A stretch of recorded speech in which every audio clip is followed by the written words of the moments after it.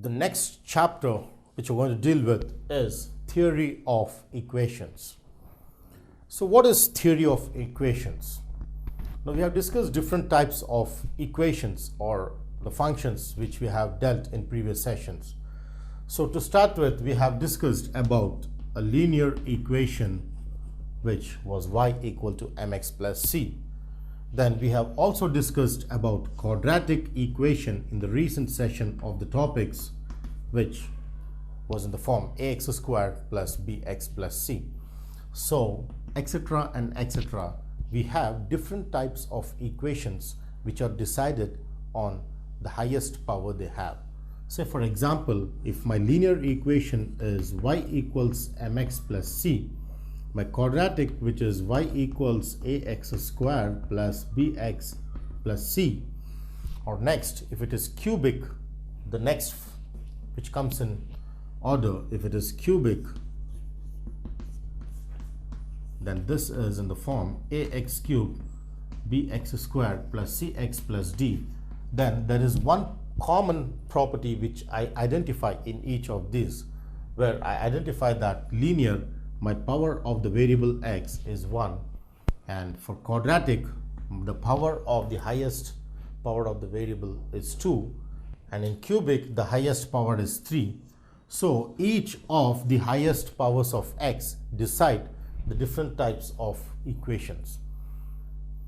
Linear, the power is 1, quadratic, the highest power is 2, for cubic the highest power of 3. Now what happens if I have an equation where the power is n, is what we are going to discuss, and this theory of discussing each of the powers in its expressions is called theory of equations.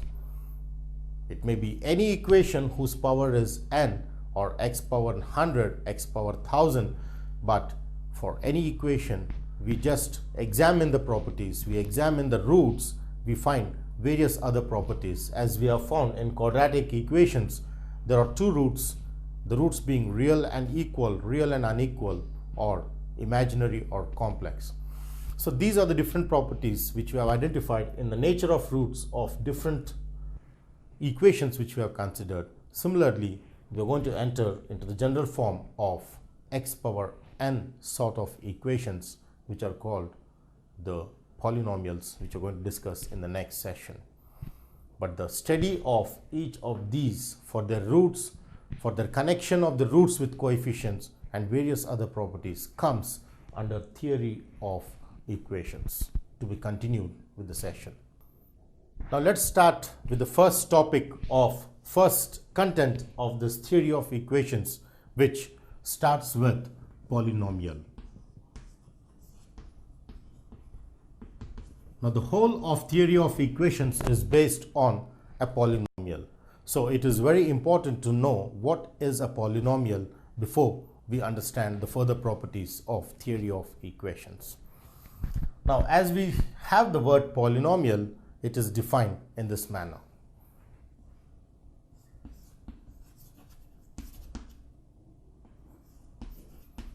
If n is a non-negative integer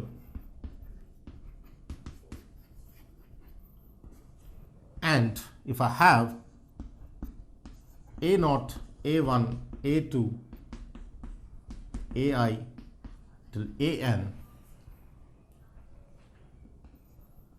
are real or complex numbers,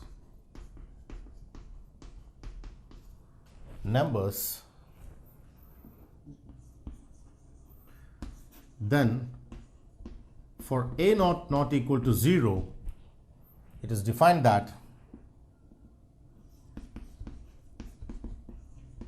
a0 x power n plus a1 x power n minus 1 plus a2 x power n minus 2 till ai x power n minus I till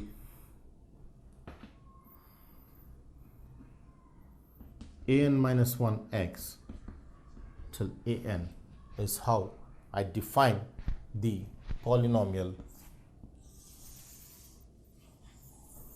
this. Then for a not equal to 0, this is called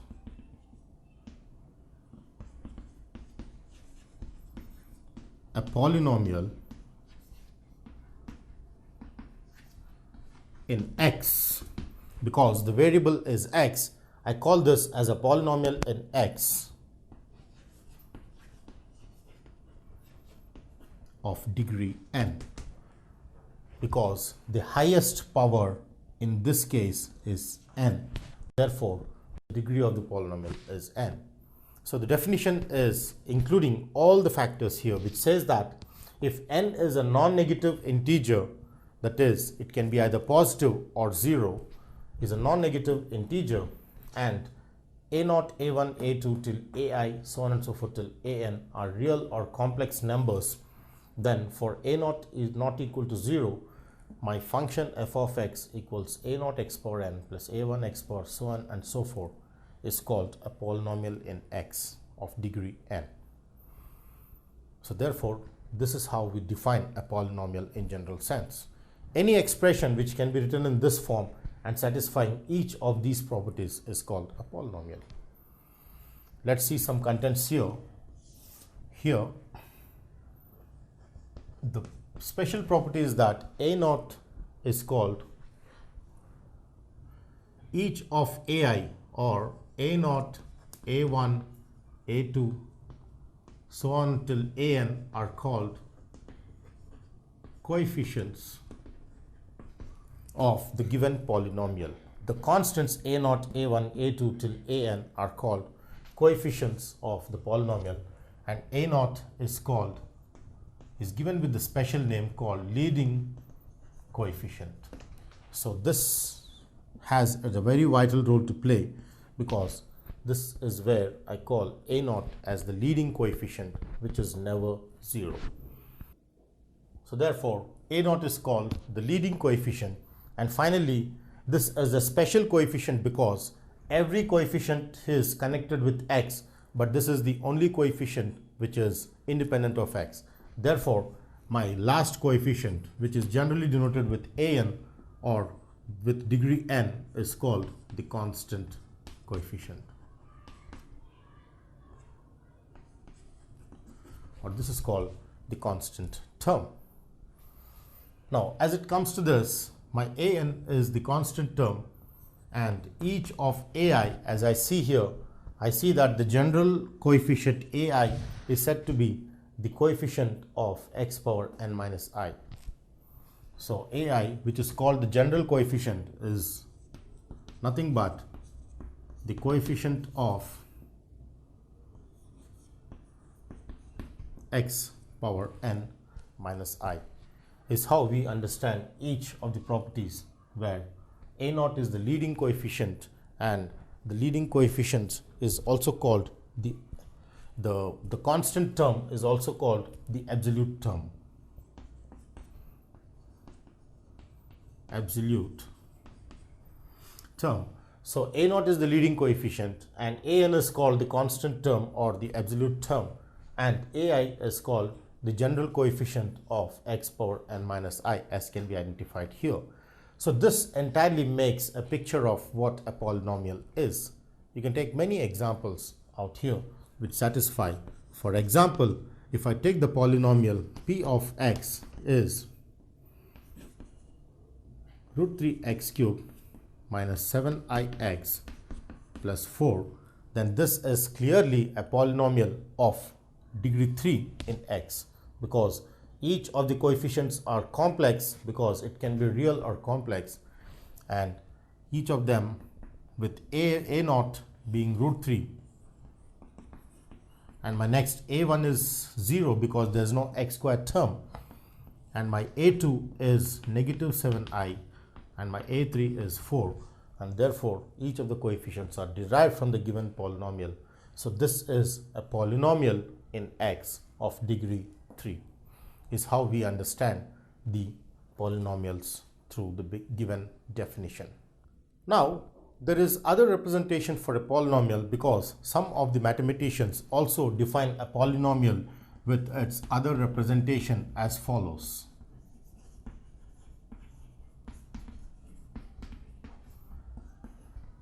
polynomial which is denoted by either p of x or f of x is also given by a0 plus a1x plus a2x square plus arx power r till a and x power n is how we define a polynomial with the coefficients coming from last to first. So it doesn't matter on which order the coefficients are written, but the definition has to be taken care of, where if I write this, then my a0 an should not be equal to 0 is how the condition comes, where in the previous case it was a0 not equal to 0, but ultimately we understand that the coefficient of x power n should not be equal to 0, and a0, a1, a2 till an belong to real numbers or complex numbers with this are the same thing. But in this case the leading coefficient is an, because in this case I see that the leading coefficient is the one which generates from an, therefore an is the leading coefficient, and my constant term or absolute term is a0, is how I identify through the other representation of a polynomial in this manner. So this is equally a polynomial in x of degree n. No doubt the definition is still the same, that this is a polynomial of degree n in x with its coefficients respectively being a0, a1, a2 till an, with leading coefficient an and constant term a0, and the general term is ar or ai is how we understand the concept. So equality of polynomials. Now what happens when the two polynomials are equal is what we are going to discuss here. So let's see the condition for equality of polynomials. So in order to do this, let me consider two basic polynomials and study their equality process. So the two general polynomials, both of degree n, I take are as follows, where I take firstly p of x, which is in the form a0 plus a1x plus a2x square till an x power n is the polynomial I take of degree n in x. Similarly, I take the other polynomial q of x, which is b0 plus b1x plus b2x square till bnx power n. Now in this case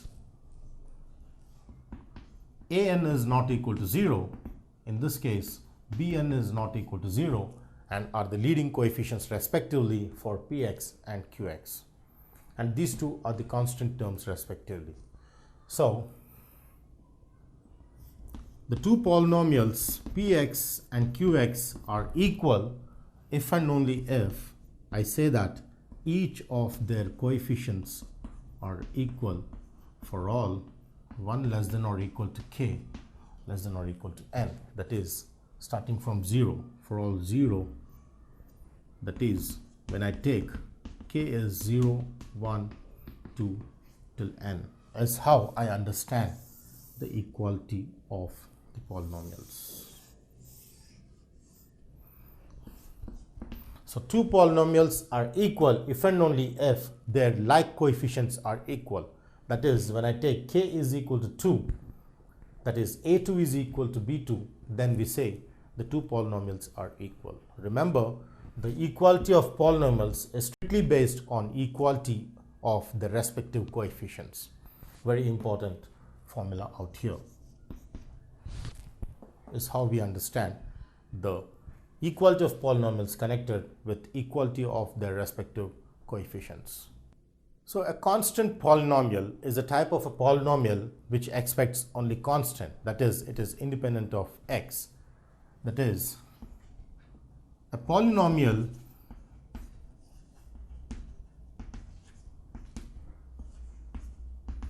which has a constant term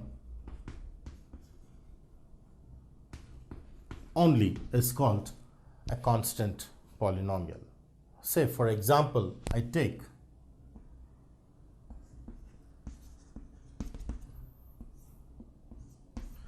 a polynomial which is 3. Now this is strictly with a constant term.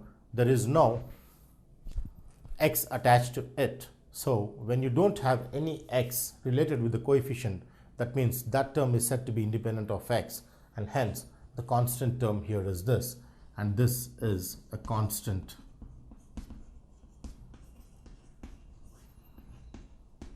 polynomial. And note, the important point out here is that whenever a polynomial is constant, it doesn't have an x term. That is, I can write this in terms of x as x power 0, because this is x power 0 is 1, and I can write this 3 times 1.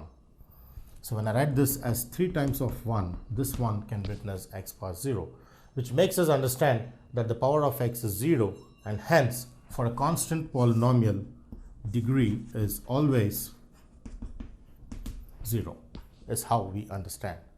Because for a constant polynomial, degree is 0, we have degree always 0 for a constant polynomial, is how we understand the degree connected with constant polynomial. Now here, one of the interesting result which comes is 0 is also a constant. So is this, the question here is f of x equal to 0 a constant polynomial, is the biggest question put forth to the students. The biggest question here is f of x equal to 0 a constant polynomial? Because 0 is a constant is the biggest question here, to be continued in the session.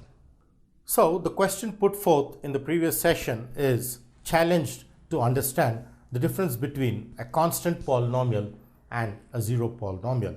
So let's come back to the question, which is f of x equal to 0 a constant polynomial? Because 0 is a constant. So let's come back with the answer. F of x equal to 0 is called a 0 polynomial,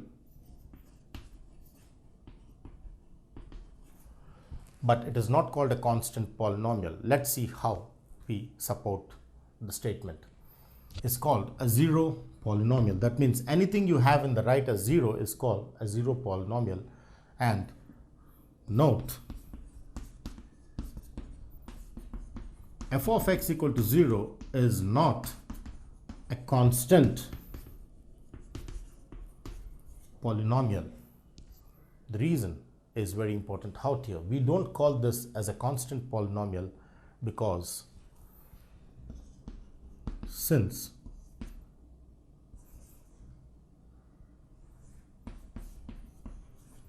degree of f of x equal to 0 is undefined. Except for non-zero terms, degree of a 0 term is undefined, is the biggest question out here. So for usually when I write in the form of 0, that means when I take f of x equal to 0, I can write this in various forms as 0 into 1. I can write this as 0 into 2 or 0 into k, or I can write this as 0 into x power 0. I can write this as 0 into x power n. So there is no fixed value for which I get this as 0, but 0 into any power of x also is 0. So I cannot decide exactly on what is that fixed value of x which I need to multiply to 0 such that I get 0. Therefore, it doesn't indirectly give me the exact understanding of whether the degree is 0 or n. Therefore, degree of f of x where equal to 0 is usually undefined. But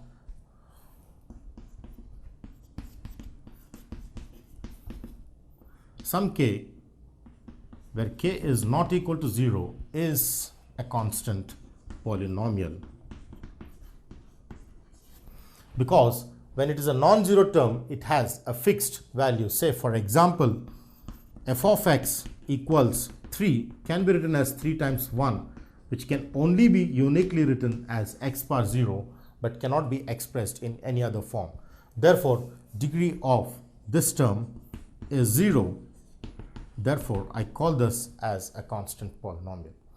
So, the difference out here is for a 0 polynomial, the degree is undefined, this being the case, and for a non-zero constant polynomial, the degree is 0, for which this is a constant polynomial because it can be written in a fixed factor, is how we differentiate. So, the learning outcome here is that for a non-zero constant polynomial, degree is 0, and for a 0 constant polynomial, degree is undefined, is how we understand the properties of differentiating between the constant polynomial and the 0 polynomial. So let's discuss the other type of polynomial called the monic polynomial. So let's see the definition of monic polynomial. A polynomial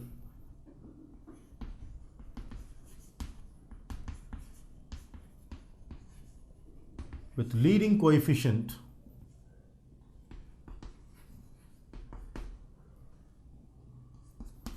equal to 1 is called a monic polynomial. So here the leading coefficient must be equal to 1 is what is the condition for a monic polynomial. That is, for example,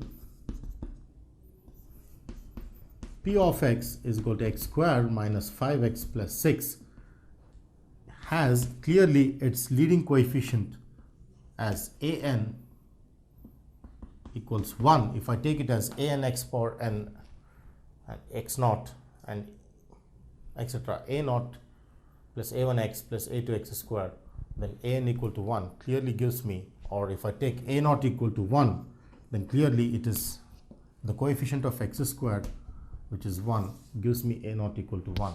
Now, since the leading coefficient is 1, therefore this is a monic polynomial. Similarly, if I take q of x is 5 minus 2x plus x power 5 minus,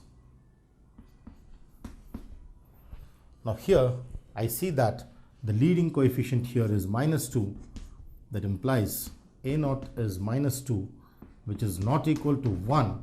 Therefore, this is not a monic polynomial. So, we understand the monic polynomial through the leading coefficient being 1. Leading coefficient equal to 1 is a monic polynomial. Leading coefficient not equal to 1 is not a monic polynomial. Now, let's see how I can convert a polynomial into a monic polynomial form. Say, for example, I take the general polynomial p of x as a naught x power n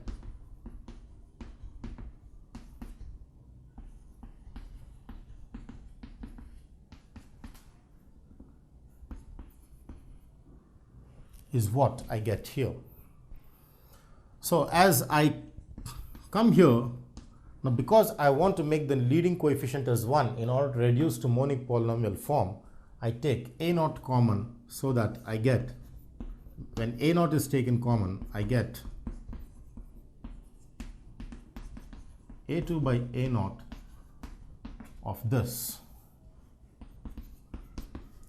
till an by a naught, and this is possible because a naught is not equal to 0 by the definition of the polynomial. Now, since a naught is not equal to 0, I can take common and each of them getting a naught in the denominator. Now, as I see here, this itself is satisfying all the properties of a polynomial, but the only difference is that the leading coefficient here is 1. Therefore, I represent this with p naught x or some p naught x.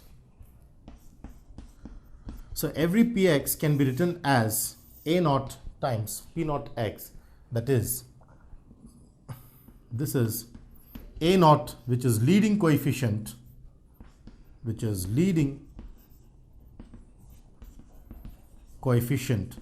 times polynomial, or which is monic polynomial, because its leading coefficient is 1. In case of p naught, the whole of p naught has its leading coefficient as 1.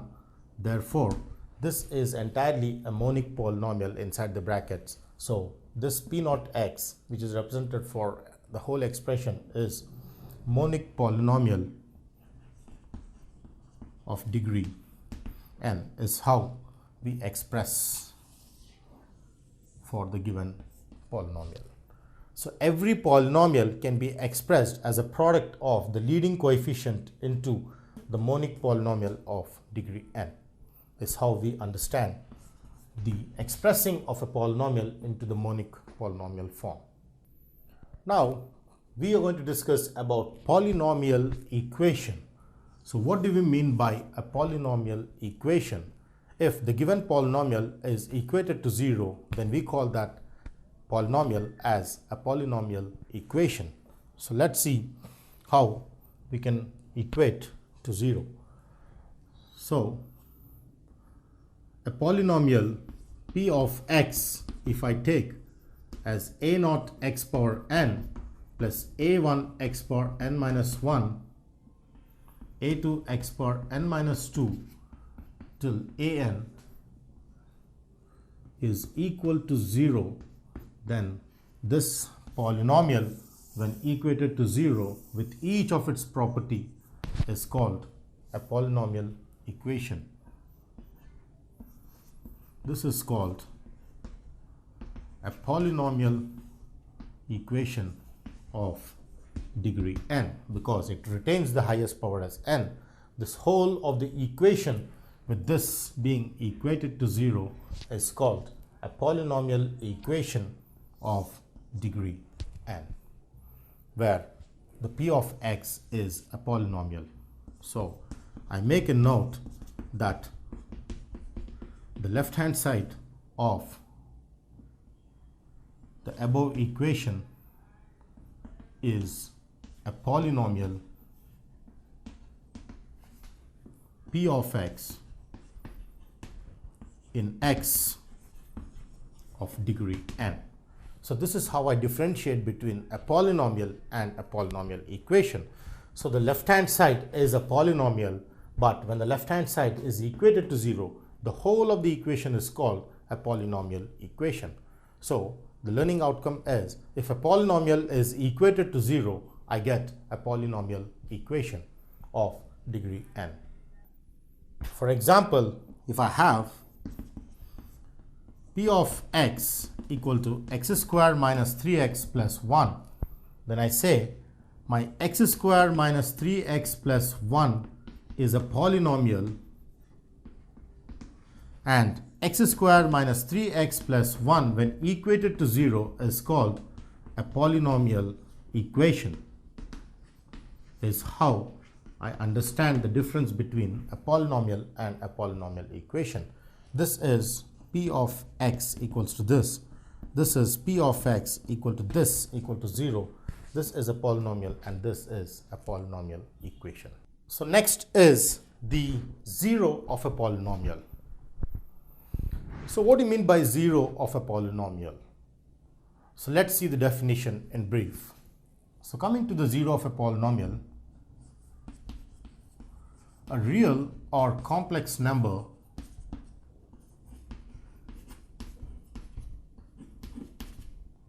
alpha is said to be the 0 of the polynomial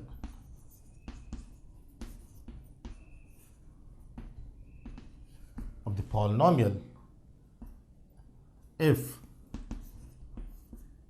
of the polynomial f of x, the polynomial equation f of x equal to 0, said to be a 0 of the polynomial f of x if this real complex or complex number when substituted in this should give me 0. So in this case, I call this alpha as the 0. So alpha is said to be the 0 of the polynomial. If simply I substitute this, I get 0. Is how I understand 0 of the polynomial. So note,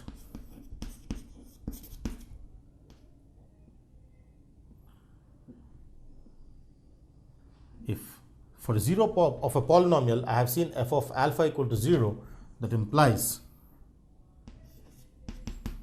alpha is a 0 of the polynomial f of x, implies clearly when understood, when I say that alpha is a 0 of the polynomial f of x, then alpha is also a root of the polynomial equation f of x equal to 0 is the biggest outcome out here. So when I say that alpha is a 0 of the polynomial f of x, then alpha is also said to be the root of the function f of x equals 0, is how I connect between the root and the 0 of the polynomial. So the 0 derived from the roots of the polynomial makes us with an interesting understanding that if I want to find the roots of the polynomial, I have to find the zeros, or if I want to find the zeros of the polynomial, I need to find the roots of the given polynomial. Say for example, I take a polynomial in the form f of x equals x squared minus 5x plus 6, then I want to identify the zeros of this polynomial, then clearly I try to find the roots of this polynomial. That is, take f of x equal to 0 and then find the value of x. We know that when I equate this to 0, x squared minus 5x plus 6 is 0, such that this gives me the factors, and this in turn gives me the values 2 and 3, which are the zeros or the roots of the given polynomial x squared minus 5x plus 6. Now this being a quadratic, you can find the factors and find the zeros, but what if the polynomial is of degree 10 or degree 100 or degree 1000? Then how do we find the roots or zeros of the given polynomial is what itself makes the whole theory of equations the topic itself. So let's see some theorems which support in finding the roots or the zeros of the polynomials of degree n. Remainder theorem. Let's see what is the statement of the remainder theorem and how we understand each of its contents in today's session. So coming to the remainder theorem, let's start with a polynomial. So let f of x be some polynomial, a polynomial of degree n, and which is of course greater than 0. So I consider a polynomial f of x whose degree is n and greater than 0. Also, I consider a, which is a complex number. Now here, there's one important thing I should be noting out here, that a belongs to complex numbers implies a can also be a real number, because all real numbers are subset of the complex numbers. So therefore, I have a belongs to complex numbers includes even the real numbers, is how I understand the set of numbers. So a belongs to complex numbers. A is a constant, which is a complex number, and then from here, then there exists a polynomial q of x. So with the given conditions that f of x is a polynomial of degree n greater than 0, and for a a constant a, which is a complex number, the theorem, the remainder theorem says that there exists a polynomial q of x of degree n minus 1. So there exists a polynomial q of x whose degree is n minus 1 such that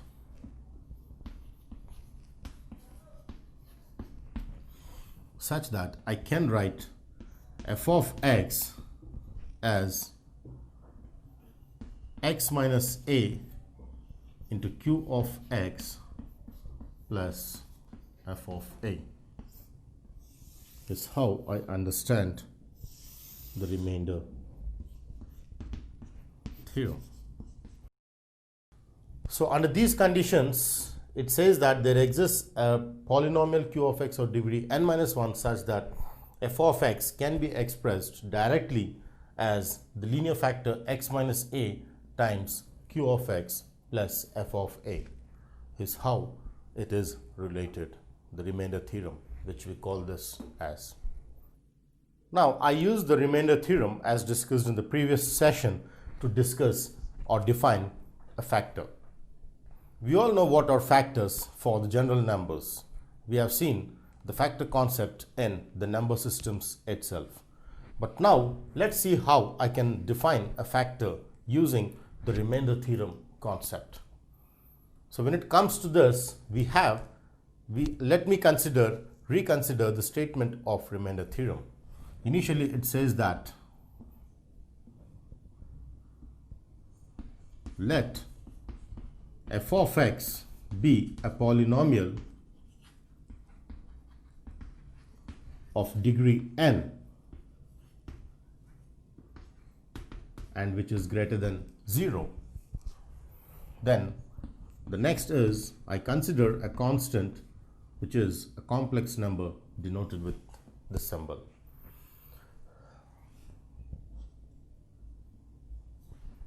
Now in this case, x minus a is said to be a factor of the given considered polynomial f of x. We call this to be a factor of f of x if there exists a polynomial q of x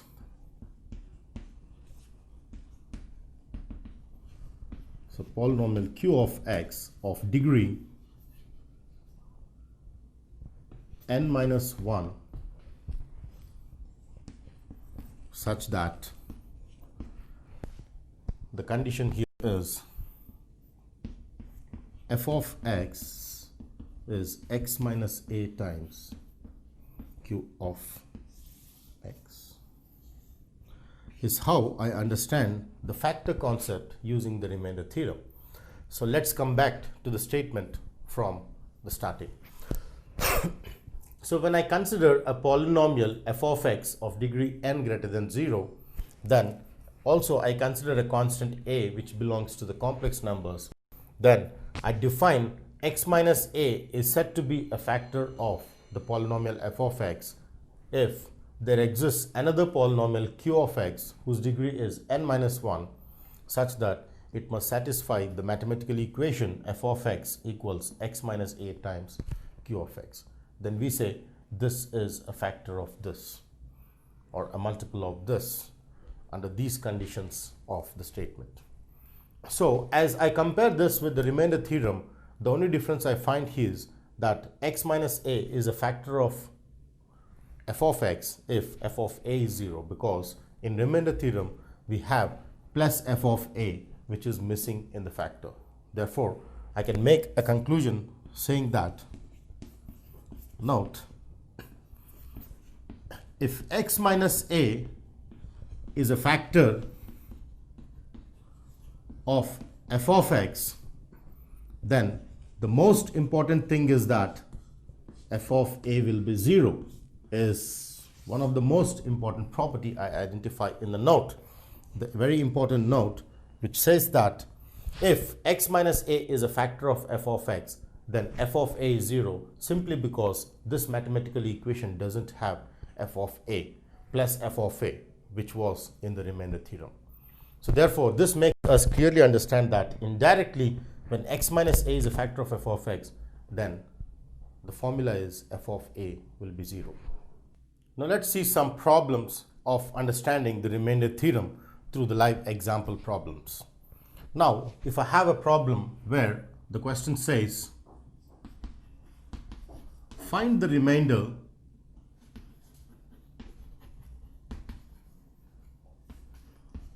when the polynomial, say I have p of x cubed minus 4x squared plus 8x plus 1. Find the remainder when the polynomial this is divided by x minus 2 is the question. So how do we find the remainder when this particular polynomial is divided by x minus 2 is the question here, where I'm going to use the remainder theorem. So revisiting the remainder theorem, we know that when a function f of x is divided by the polynomial x minus a, I get the relation in the form of f of x, here being p of x, is x minus a times q of x plus f of a, or p of a, because your p of x is f of x. So this is the remainder theorem which we have discussed. Then clearly it is in the form of a is equal to b cube r, where the remainder is p of a. So when I want to find the remainder, the quantity f of a or p of a is the remainder of the entire function divided by x minus a. That is, when I divide the function p of x with x minus a, my remainder is p of a. Is how I understand when this is divided by this, I get the remainder as p of a. Now here a being 2, because when I compare this with x minus a, my a is 2, therefore here I get my a, the complex number a is 2. I substitute here p of 2. So simplifying p of 2 will give me the value or the remainder which I need to find here. That is, let's see what we get. So p of a, which is p of 2, is simplified by substituting a 2 in place of x. Therefore, when p of x is x cubed minus 4x squared plus 8x plus 1, p of 2 is simply 2 cubed minus 4 times 2 squared plus 8 times 2 plus 1, which on simplification gives me 8 minus 4 fours 16 plus 16 plus 1, which gets cancelled to give 9. Therefore, my remainder is 9 when this function is divided by x minus 2. Therefore, when p of x is divided by the monomial x minus 2, then we get, then the remainder is 9. Is how we understand the remainder theorem, which helps us in finding the remainder for a polynomial divided with another polynomial. Of course, the linear polynomial, through which we identify the remainder. Now, we are going to discuss about the factor form of representation of a polynomial. Now, before this, we try to consider the general polynomial or the standard polynomial, which we have already discussed in the previous session. So when I consider the polynomial f of x, which is a naught x power n plus a1 x power n minus 1 plus a2 x power n minus 2, so on and so forth till an x. till an is the constant. Finally ends with a constant term. So when I take this standard polynomial of degree n, now this clearly has a degree is equal to n, and of course greater than 0. Now degree and the number of roots are always associated, as we discussed. Say for example, a linear equation has only one root or 1 0 value of a polynomial. If I take a quadratic, I have at the most 2 roots. The 2 roots may be either equal or distinct. And a cubic equation has 3 roots. So a degree of 2 gives me 2 roots, a degree of 3 gives me 3 roots, a degree of n gives me n distinct roots or n distinct factors, is how we understand the concept. So degree equal to n implies there exists n roots or zeros for the polynomial f of x, for f of x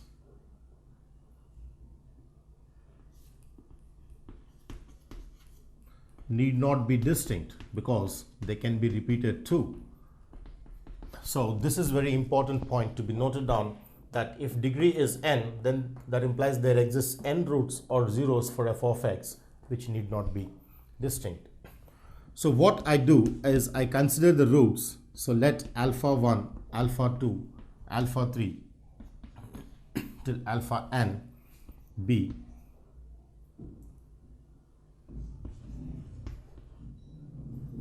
the n roots of the polynomial equation which I equate to 0, or the algebraic equation which I equate to the 0, f of x equal to 0, is be the n roots of this. But here one important thing which I note is, when I say n roots, all the n roots may not be distinct. So I make it a note. Note that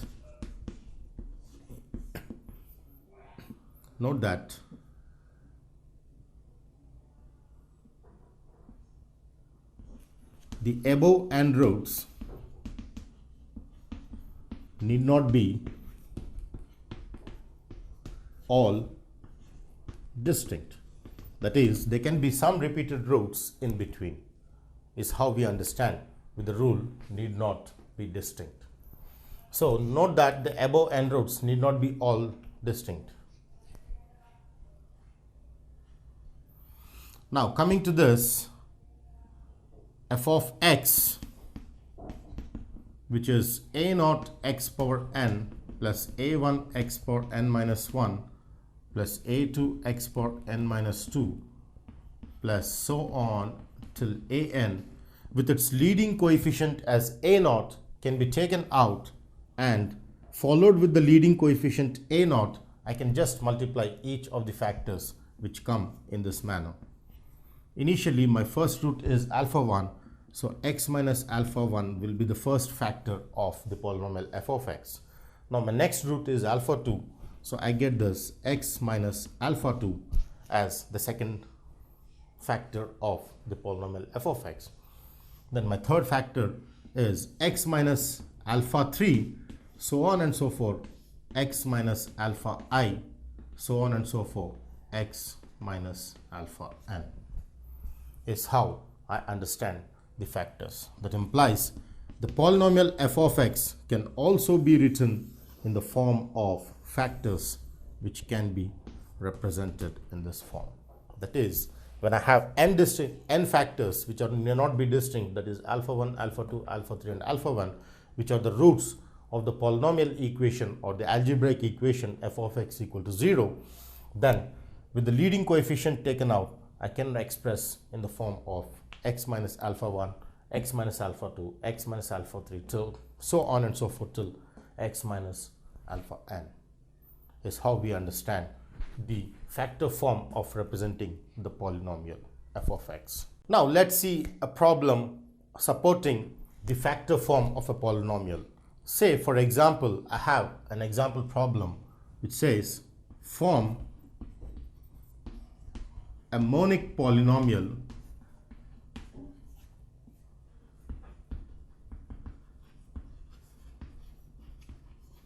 of degree 3 whose roots are given to be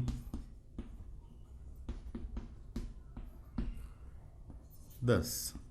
Now we take into consideration all the properties of polynomials which we have discussed to do this following problem. Now in this case, as I read here, I understand that I have to form a monic polynomial of degree 3. So this makes me understand that the polynomial degree is 3. That implies n is equal to 3. Therefore, it has 3 roots. And all the 3 roots are given here as 2, 3 and 6. So we need not find any other 4th root because the only roots, the most number of roots this can have is 3, which are already given here. Now let the monic polynomial be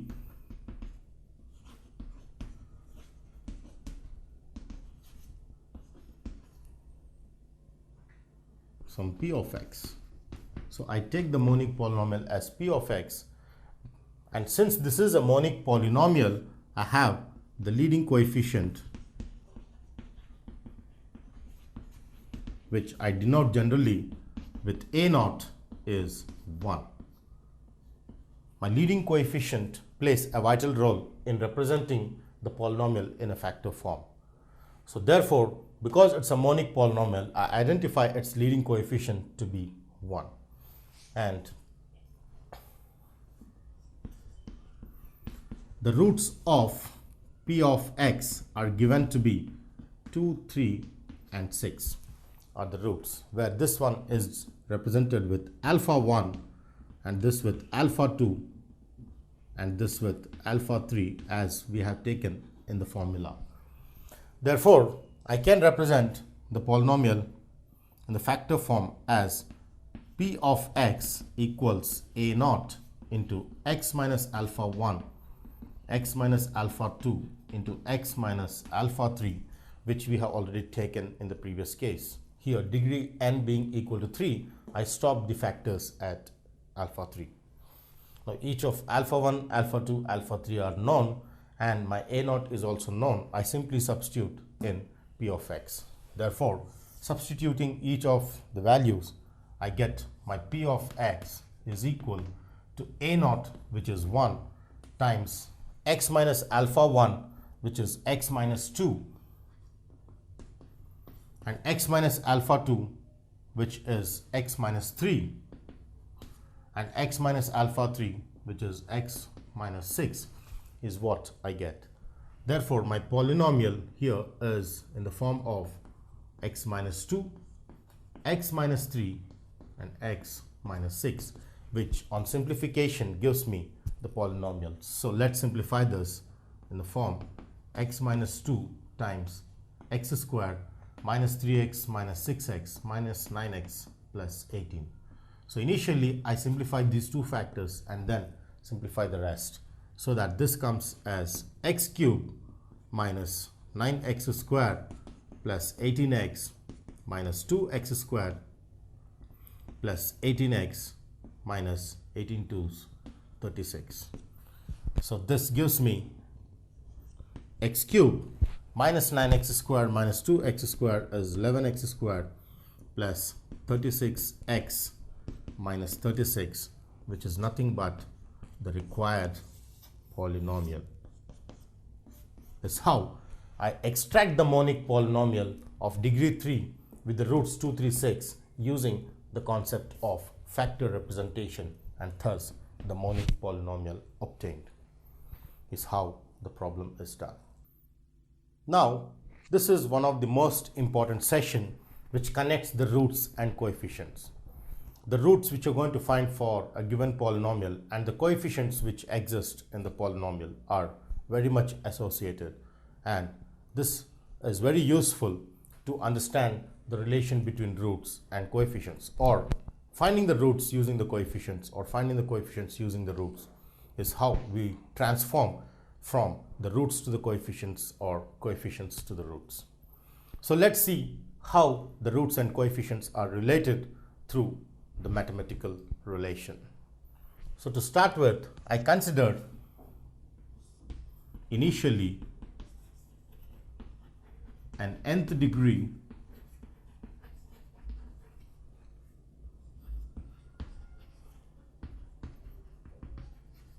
polynomial equation, say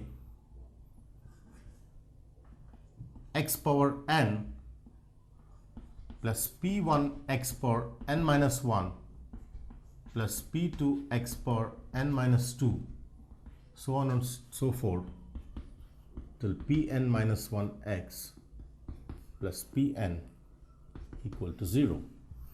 So this is the nth degree polynomial equation which I have considered, of course, which is a monic polynomial, and using this I want to connect the coefficients which are p1, p2, pn minus 1 and pn with the roots of the given quadratic equation. So let me say for this being of nth degree obviously has n roots which need not be distinct.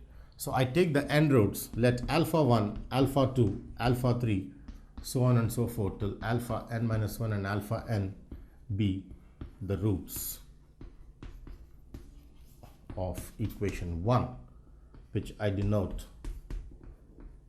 for this. This is equation 1 which I have taken, and alpha 1 to alpha n are the roots of this which need not be distinct. Now immediately when I have these to be the roots of 1, converting the polynomial into the factor form, we know that this can be written as, that implies the polynomial generally which I denote with p of x here can be written as x power n plus p1 x power n minus 1 n minus 2, so on and so forth till pn minus 1 x plus pn can be written in this form as x minus alpha 1, x minus alpha 2, x minus alpha 3, so on and so forth till x minus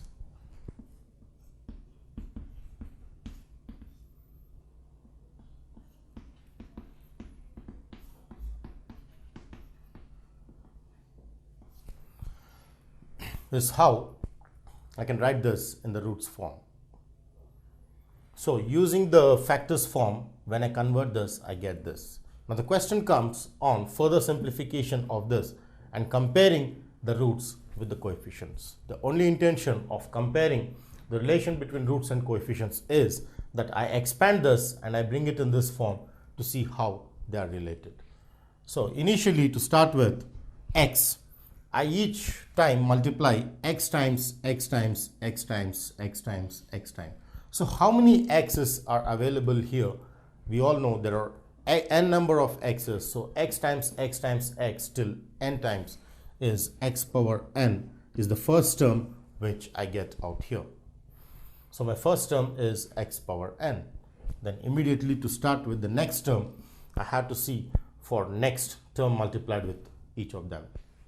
So first term multiplied with each of this is obtained for x power n, which is the first term. So let's see how x power n minus 1 term is obtained. Now to obtain the x power n minus 1 term, I need to have one short of x power n. That is, I remove this x and I multiply minus alpha 1 times of x till x, but one x is short. That is, I have minus alpha 1 times of x power n minus 1 is how I get this to be. Now similarly, when I use the concept of alpha 2 fixed, this x is fixed here, and when this alpha 2 minus alpha 2 is fixed, then each of x multiplied except this x gives me alpha 2 times x power n minus 1, because one short of x out of the whole of x power n gives me x power n minus 1. Now this applies to each of alpha 1, alpha 2, alpha 3, alpha n minus 1, alpha n. So I get this to be minus alpha n of x power n minus 1. such that this whole I can take x power n minus 1 common. But let's see how x power n minus 2 is obtained. Now, in order to obtain x power n minus 2, I need to have two x's removed from x power n. So I remove these two and see what exactly happens. So when I just multiply alpha 1, alpha 2, these two are going to be multiplied to the rest of the factors. So minus alpha 1 into minus alpha 2 is plus alpha 1, alpha 2 of x power n minus 2, because two of the x's are already removed. Now similarly, when I take alpha 2 and alpha 3, minus alpha 2 into minus alpha 2, these two x terms are removed, and then the whole of x power n removed with two x terms gives me alpha 2 of alpha 3 of x power n minus 2, so on and so forth. And next I get alpha 3, alpha 4, alpha 4, alpha 5.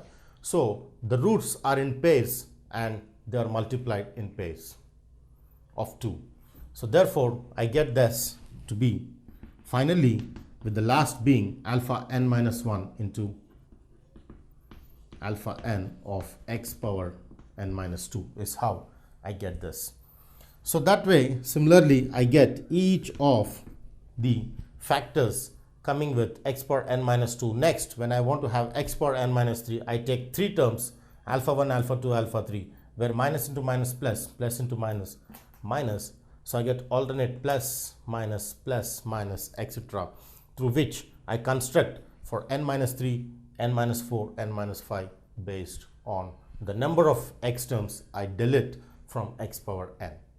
So finally, we are going to search for the constant term or the last term, that is Pn, compared with the factor form. So as I know that when I multiply each of the factors which are the constants, then I get alpha 1, alpha 2, alpha 3, alpha n minus 1 and alpha n, and there are minus signs which are n in number.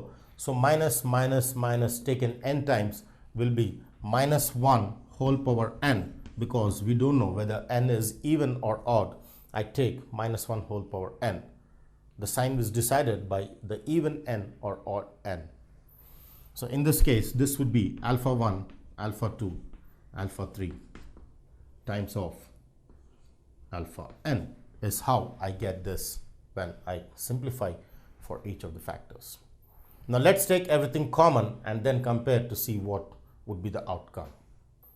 Now, continued from what we have obtained, let me rearrange, taking all x power n in the starting and taking all x power n minus 1 terms together. Then I get this to be alpha 1 plus alpha 2 plus alpha 3 till alpha n of x power n minus 1.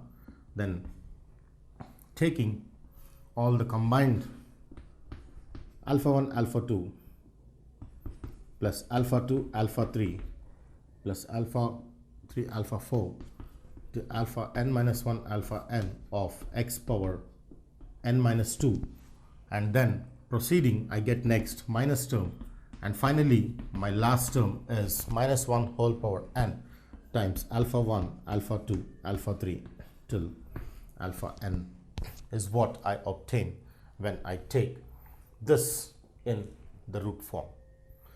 Now here comes comparing the like coefficients. Let's see what happens. Now comparing the like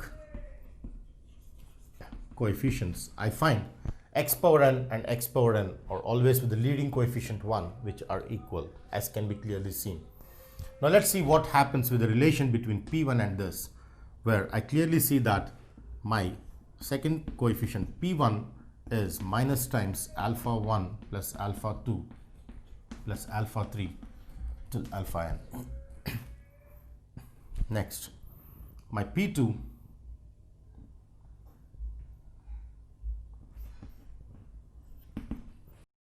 is nothing but alpha 1, alpha 2, alpha 2, alpha 3 till alpha n minus 1 alpha n is what I get for this.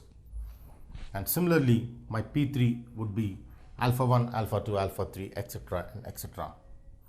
So my P3 would be minus of alpha 1, alpha 2, alpha 3 4 and 3, 4, 5, 4, 5, 6 in consecutive numbers, I get alpha n minus 2, n minus 1 and alpha n, which I get for P3 is what I get, and so on and so forth. I find that my Pn is the last term, which is nothing but minus 1 whole power n, alpha 1, alpha 2, alpha 3 till. So this is how we get alpha 1, alpha 2, alpha 3, so on and so forth till alpha n, with multiplied with minus 1 whole power n. Now each of these will relate the roots with the coefficients. The coefficients being P1, P2, P3, Pn, so on and so forth, and our roots being alpha 1, alpha 2, alpha 3 and alpha n. As I see here with the first case, it is clearly the sum of roots, which is alpha 1, alpha 2 till alpha n, which gives me the relation. So as I compare P1, P2, P3 and Pn, I see that my sum of roots, as in this case, I see that my sum of roots, whatever are the roots of the given polynomial, is always negative of the coefficient of x power n minus 1. So my sum of roots is minus P1, and my product of roots taken 2 at a time is nothing but, when I take here, I have my product of roots taken 2 at a time is P2, which is nothing but the coefficient of x power n minus 2 in case of the polynomial. So deriving, let's see what we get when we take it as a formula. So each of them we try to take it in the form of roots and the coefficients and see how we can derive a formula out of this conclusion. So therefore we understand that the sum of roots is minus P1, that is minus of coefficient of x power n minus 1 is how we understand the formula. Then we have sum of product of roots taken 2 at a time is given by P2, which we have taken, that is, when I take sum of product of roots taken 2 at a time, I get this to be P2, which is nothing but coefficient of x power n minus 2 of the polynomial P of x, which is considered. Now next comes sum of product of roots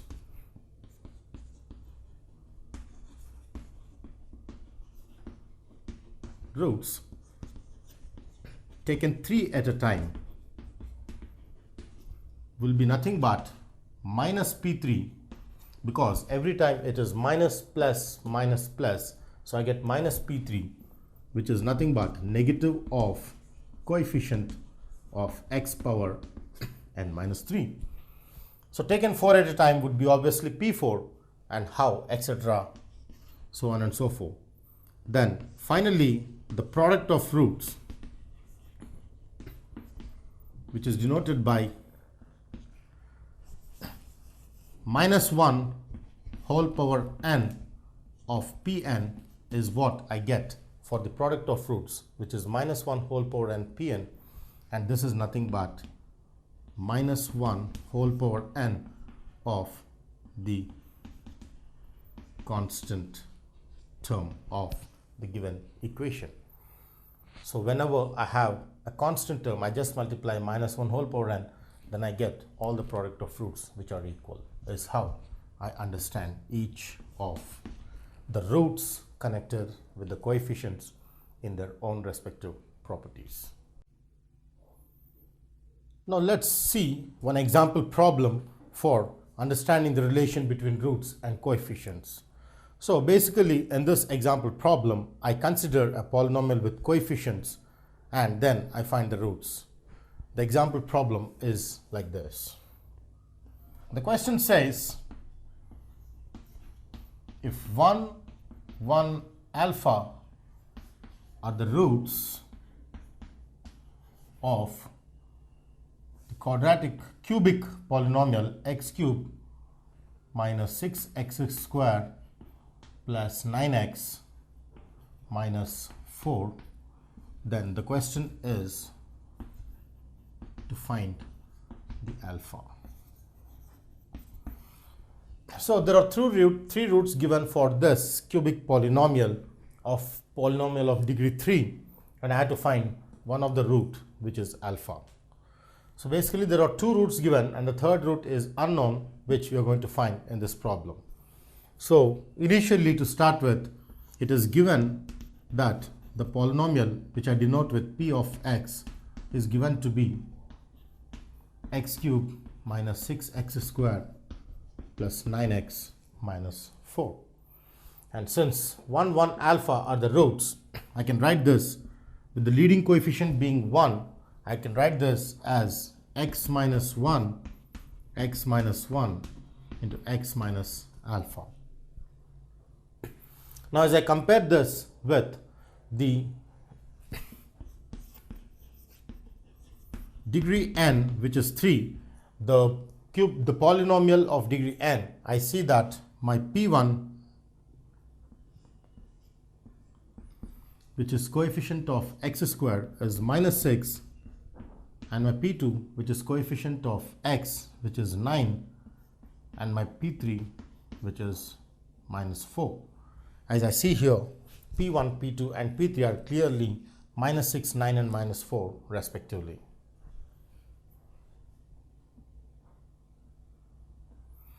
Now with these three, let's find the unknown root alpha out here. So to find the unknown alpha here, I use the condition sum of roots, which is given by the formula sum of roots is minus p1. So this will help me in finding the unknown root. So sum of roots is minus p1 is already the formula which we have derived in the previous session. So the sum of roots, the roots being 1, 1 and alpha, the sum of the roots will be 1 plus alpha, because the sum is addition of each of the root. This being equal to minus p1, p1 is negative 6, so negative times of negative 6 is what I get when I substitute for p1 equal to minus 6 here. So when I further simplify this, this implies I get 1 plus 1, which is 2 plus alpha, is equal to minus of minus 6, which is 6. Therefore, this on simplification gives me 6 minus 2, that implies alpha is 4. So one of the unknown root which I need to find is 4, which I got using the concept of sum of roots. Or sometimes the question may demand for even taking product of roots, or the sum of the product of roots taken 2 at a time or 3 at a time, etc. So each of the formula helps us in finding one of the unknown root, as in this case I could find alpha by taking the concept of sum of roots equals negative p1, and hence alpha is equal to 4. Synthetic division is the topic of the session. Now what is synthetic division? The synthetic division helps us in finding the quotient and remainder. So basically this method is used to find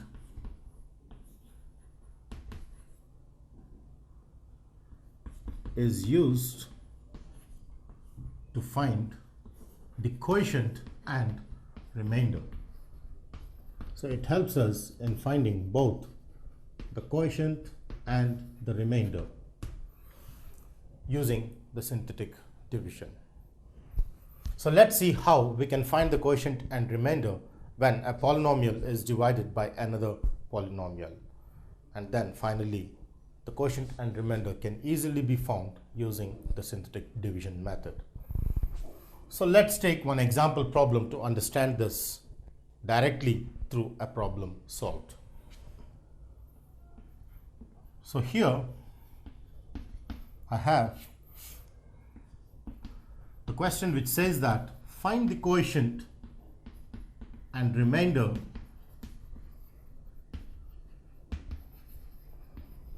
when the quadratic polynomial x power 4 minus 6x cubed plus 3x squared plus 26x minus 24 is divided by x minus 4. And also the question says, what do you observe?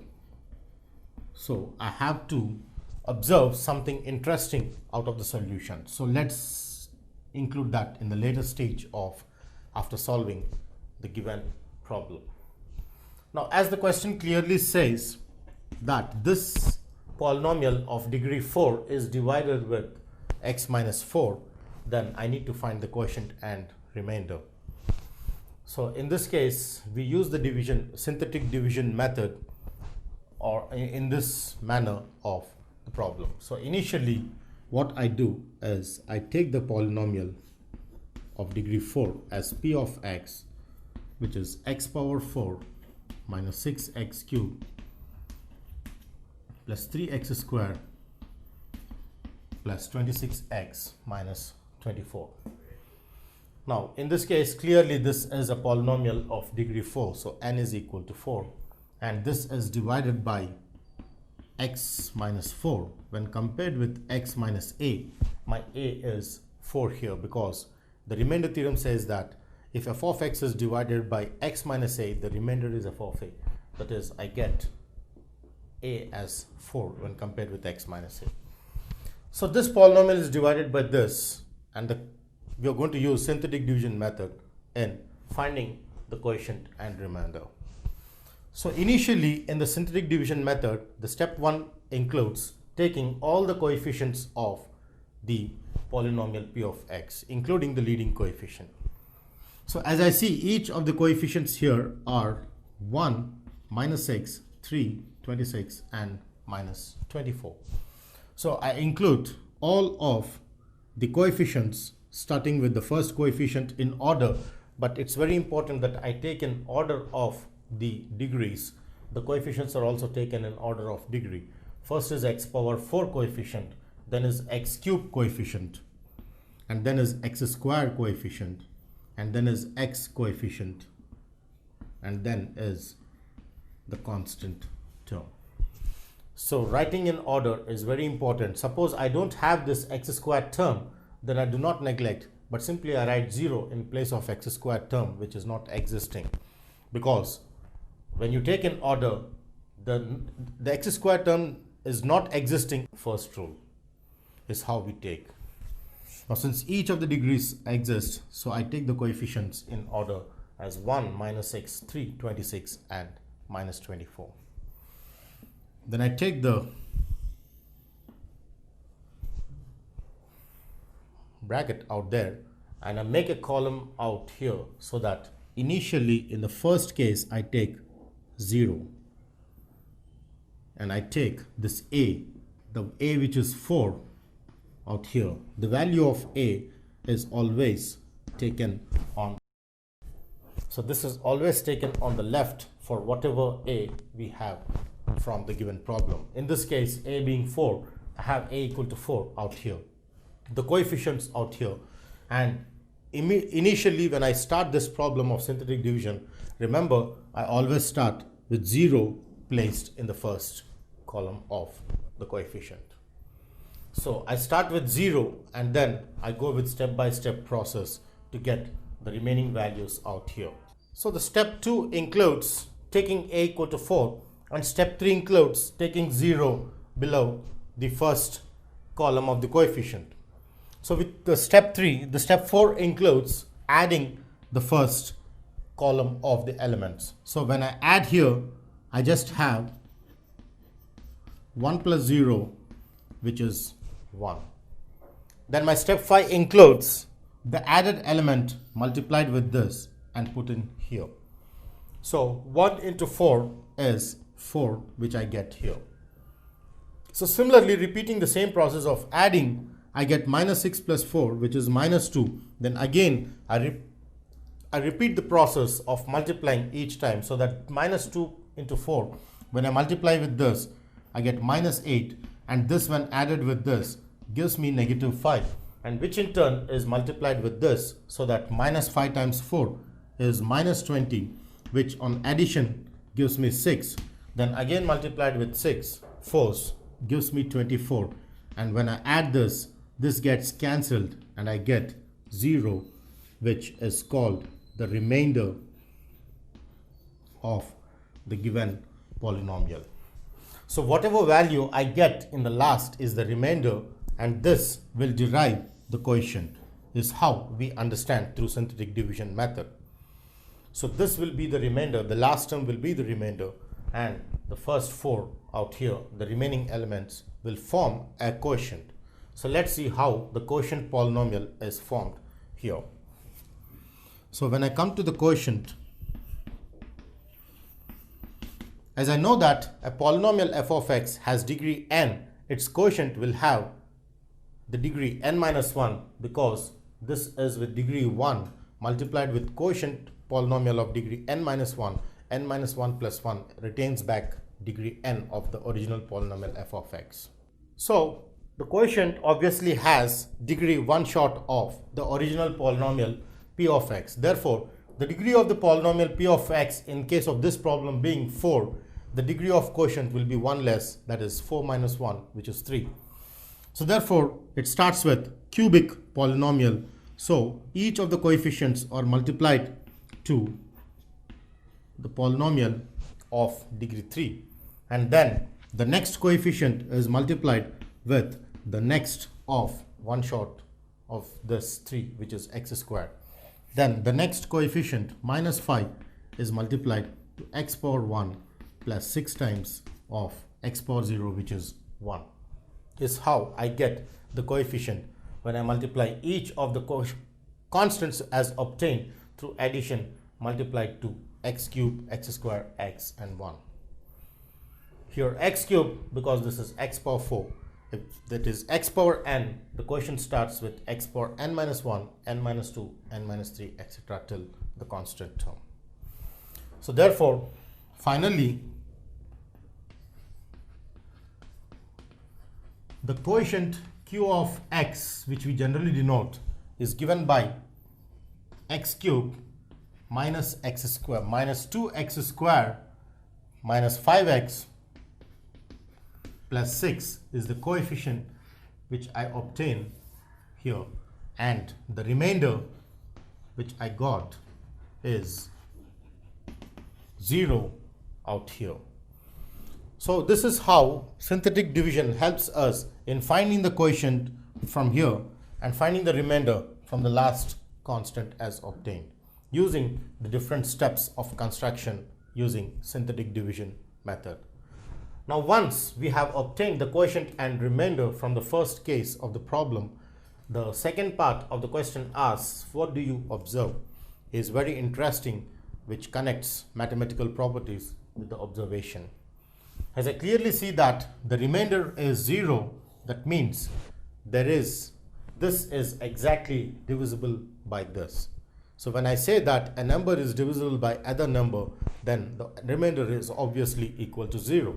Therefore, observation says that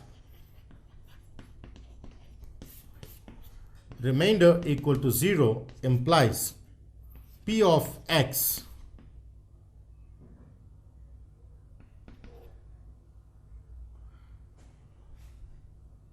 is exactly divisible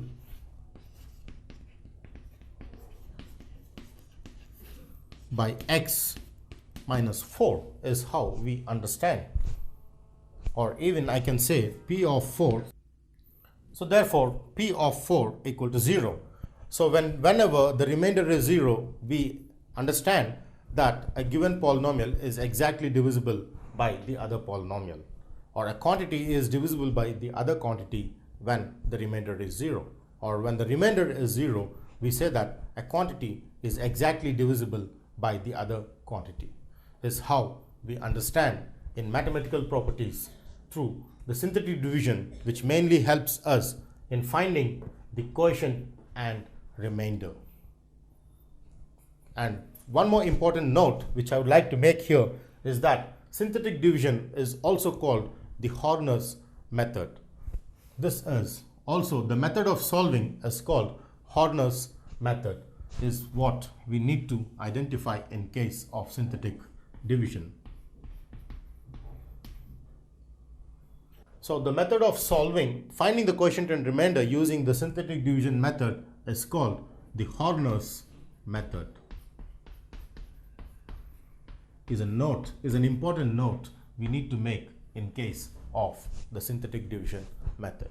Now in the next session we are going to see the synthetic division method used for finding the quotient and remainder when a polynomial is divided by a quadratic polynomial. In this case, it's a linear polynomial divided out here, where the method is shown in the previous example problem. But same way, what happens if I divide a polynomial with a quadratic polynomial or of degree 2? If I increase this x power 1 to x squared, then what happens, and can we apply the same synthetic division method is the biggest question out there. No. In the limitations of synthetic division method, this method is used only when I divide with a linear polynomial or a polynomial of degree 1. This method cannot be applied for a polynomial which is divided with degree more than 1. So it has its own limitations, which we're going to see in the next continued session. Now, in case of the synthetic division method which I apply for a polynomial divided with a quadratic polynomial, let's see how the process is done through a detailed stepwise processing. Now here, basically, even this method is used to find the quotient and remainder, to find the quotient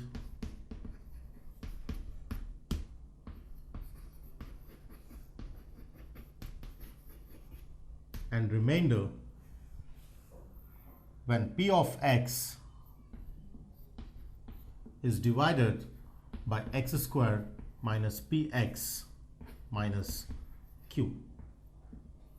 So in this case, let's see how we can find the quotient and remainder if I divide this with a quadratic polynomial x squared minus px minus q. So let's take one example problem and straight away understand the concept through the live example. To start with, the question says, find the quotient and remainder when the polynomial p of x equals 2x power 5 minus 3x power 4 plus 5x cubed minus 3x squared plus 7x minus 9 is divided by x squared minus x minus 3 is the question out here. So in this case, I see a polynomial of degree 5 divided with a polynomial of degree 2, a quadratic polynomial here. So it exactly fits in with the second method of finding the quotient and remainder using the synthetic division. So in this case, let's compare this with the quadratic polynomial, which is given to be x squared minus x minus 3, and the polynomial which is given as p of x. Now with this quadratic polynomial, when I compare with the quadratic polynomial as out here, x squared minus px minus q, I clearly see that my p is 1 and my q is 3 is what I get. So comparing this with this is very important because I need to extract the values of p and q. In this case, being p equal to 1 and q equal to 3. So once I get the values of p and q, I proceed with step 1 as similar as the step 1 of the previous session, where I take in step 1 each of the coefficients in order, taken in order. So when I take them in order, I have initially the coefficients 2, minus 3, 5, minus 3, 7 and minus 9, which are taken in order 5, 4, 3, 2, 1 and 0 is how I check in order. So once I get this, I just take this in a tabulated form so that I put them in order. Then initially I have P, which comes in the initial stage. So my P is equal to 1 comes here in case 1. So first I start with P equal to 1. I get P equal to 1 here, and then my rule says that I'm going to start always with 0 in the first column as in the previous problem 2. So putting the 0 down below the first column of 2, I add here so that when I add, I get 2 plus 0, which is 2, which on multiplying with 1, I get 2 into 1, which is 2. This is the step process which you have seen in the previous problem. So we are proceeding with the same process out here. I get 2. Then when I add minus 3 plus 2, it is minus 1. And minus 1 into 1 is minus 1. And 5 minus 1 is 4. And 4 times of 1 is 4. And minus 3 plus 4 is 1. And 1 times of 1 is 1. 7 plus 1 is 8. 8 times of 1 is 8. Is what I get here. So in this case, I get 8 minus 9, which is minus 1. Is how I get when I just add each of the terms. Now again, what I do is I reconsider these coefficients in taking the next value, which is q, and proceed with the same process. That is, I take q equals 3 and I proceed with the same process of taking 0 below, and as similar with the first row, I do it with the third row in the same process, so that 2 plus 0 when added gives me 2. 2 times of 3 is 6. 6 minus 1 is 5. 5 times of 3 is 15, and 15 plus 4. Now in this case, I had to find the quotient and remainder where my P and Q are known. So let's take the coefficients of P of x in order, that is 2, minus 3, 5, minus 3, 7, minus 9, taken in order of degree 5, 4, 3, 2, 1 and 0 in order. Now next, I need to take into consideration the value of P, which is 1, and then the value of Q, which is 3, which are both equally important. Hence, I consider both the values one over the other. So P comes first, and the constant, which is 3. The constant term negative times, which is 3, comes in the third row, and the first row has all the coefficients of the given polynomial. So once I get P and Q, my first rule says that I'll take zeros below this, and I take a 0 out here. Is how we understand the concept of taking zeros in triangular form. So the first rule is that I take zeros below the first column and 1 0 out here, and see what exactly I get in each of these unfilled values of the rows and columns. So let's see how we can find the remaining values using the synthetic division method for a polynomial divided with a quadratic polynomial.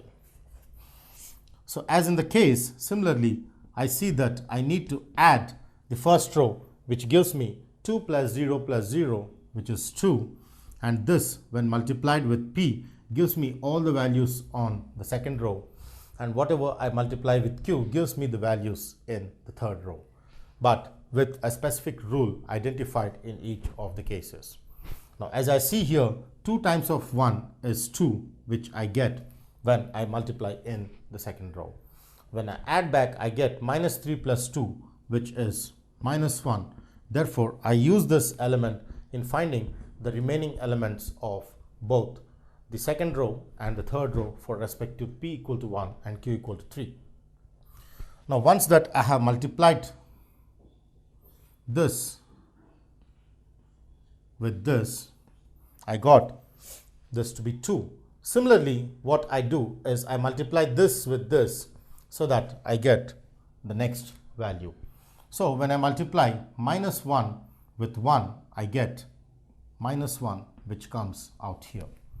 So therefore, minus 1 multiplied with 1 gives me minus 1, which comes here.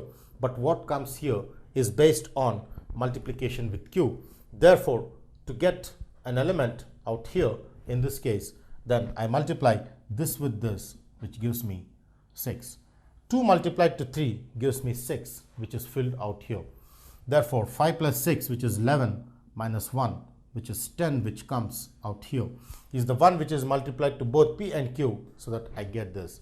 Therefore, in order to get p equal to this, let's see what I would be getting here. So 10 multiplied with 1 gives me 10 out here clearly, and 10. Now that 2 is multiplied with 3, I got 6. Then immediately I switch to the next value, which is minus 1, which is multiplied here, but not 10. So as I understand that the third row has all its multiplication with its previous numbers, 2 multiplied with 3 was 6. Then switching to the next element, minus 1 multiplied with 3 is minus 3, which comes out here for the third row.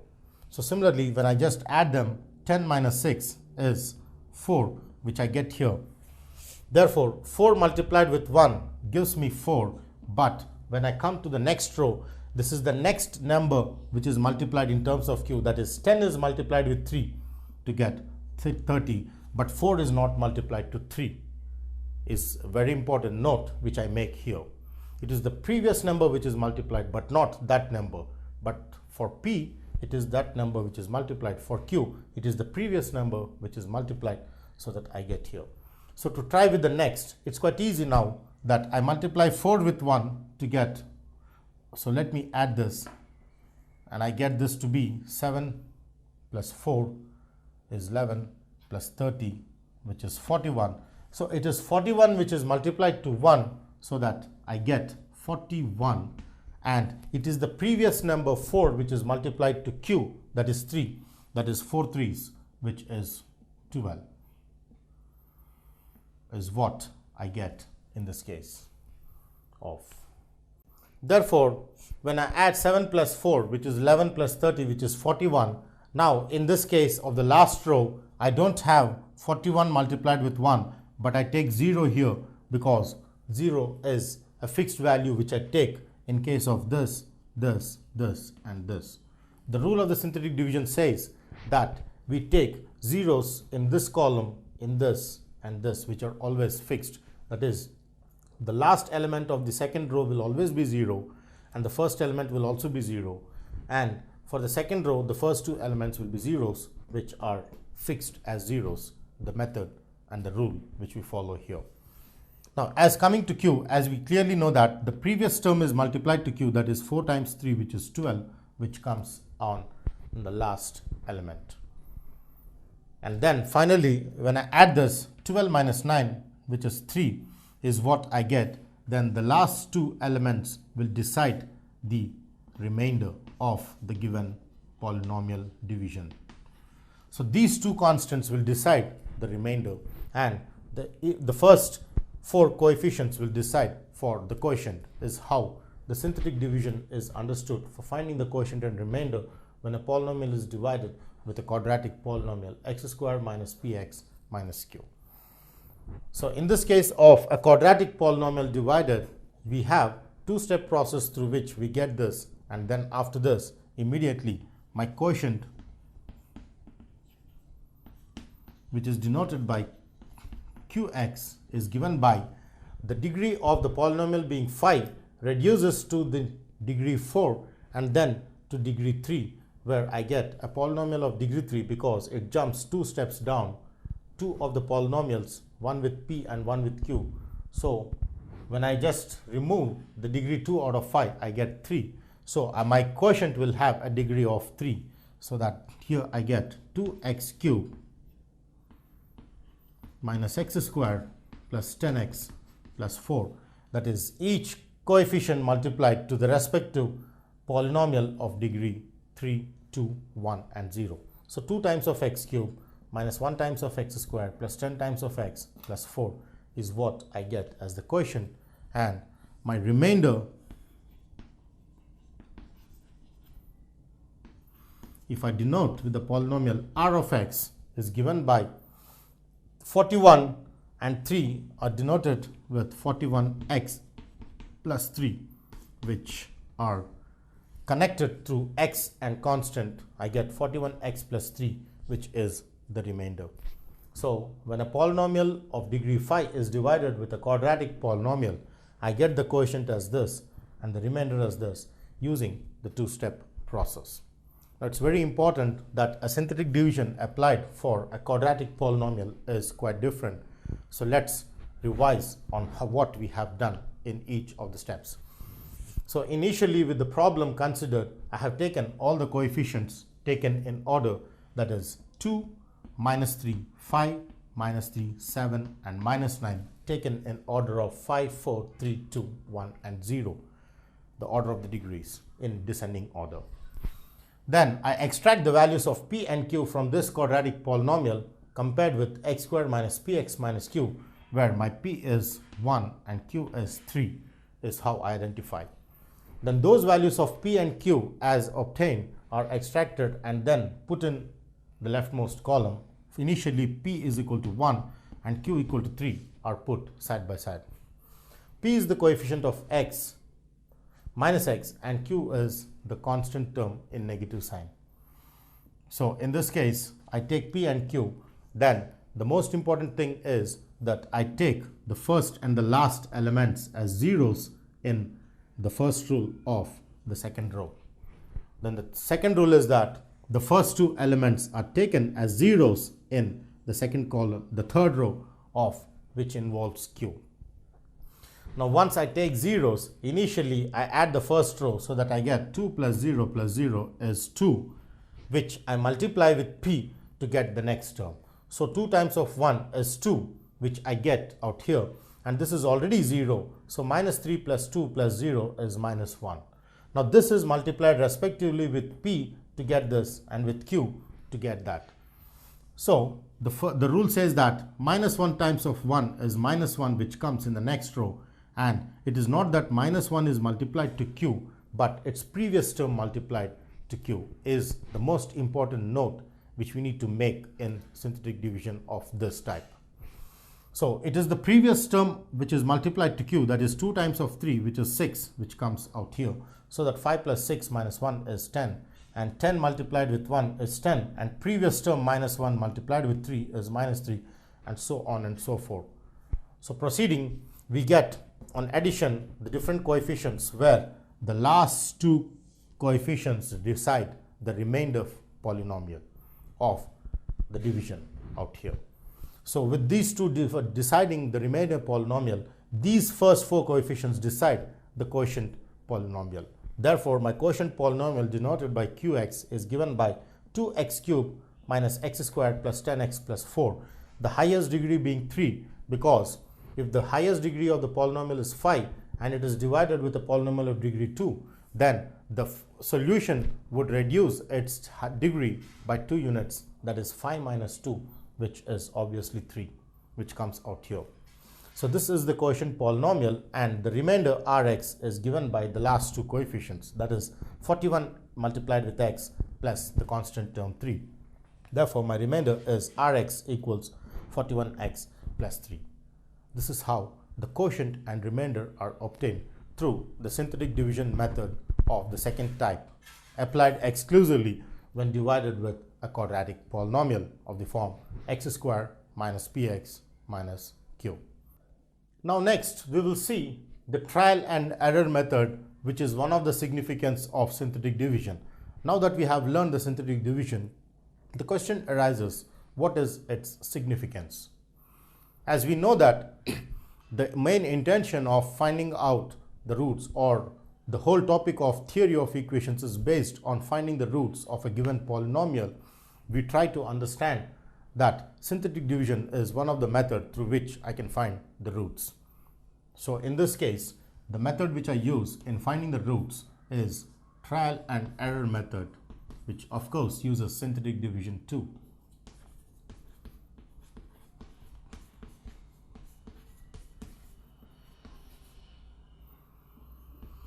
So this is generally used to find the roots of given polynomial. The main intention of trial and error method is to find the roots of given polynomial, of course, using the synthetic division method. So how do we find the roots in the trial and error method is the biggest question. Initially, in step 1, I try to find one of the root by inspection, that is by just a trial. I just try to find one of the root by inspection without using any means of method, directly trying to substitute in the polynomial and finding out whether the given substitution leads to 0 or not a 0. So finding one of the root by inspection is the step 1 of the trial and error method. In step 2, use synthetic division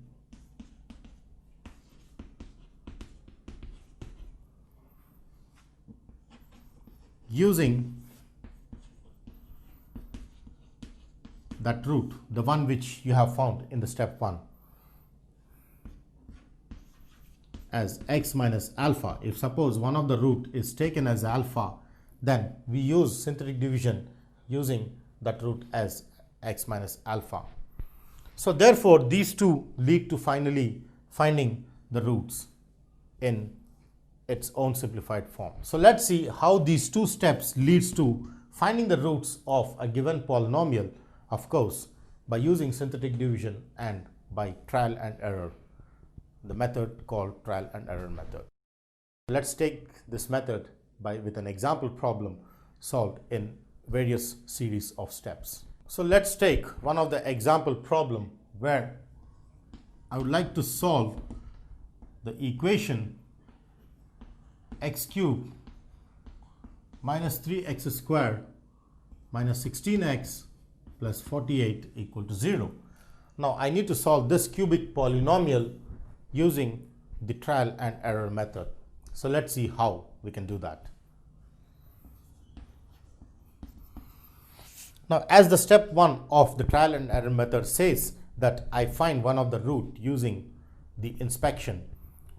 How many values do I need to consider to get through the inspection is the biggest question, because if I take the left hand side of the polynomial as p of x is x cubed minus 3x squared minus 16x plus 48, then how do I find the value through inspection is the biggest question, because I may have its one of the root as 100 or 1000. I cannot try to imagine going from 1, 2, 3, 4 till 100 or 1000. So therefore, this method has its own limitations. That trial and error method is generally asked in exams, which has one of the root with a limited value. That is, I either try with the values 0, 1 minus 1, 2 minus 2, 3 minus 3 at the most, 4 or minus 4 at the most. But I don't try to take 7, 8 because it is very time consuming.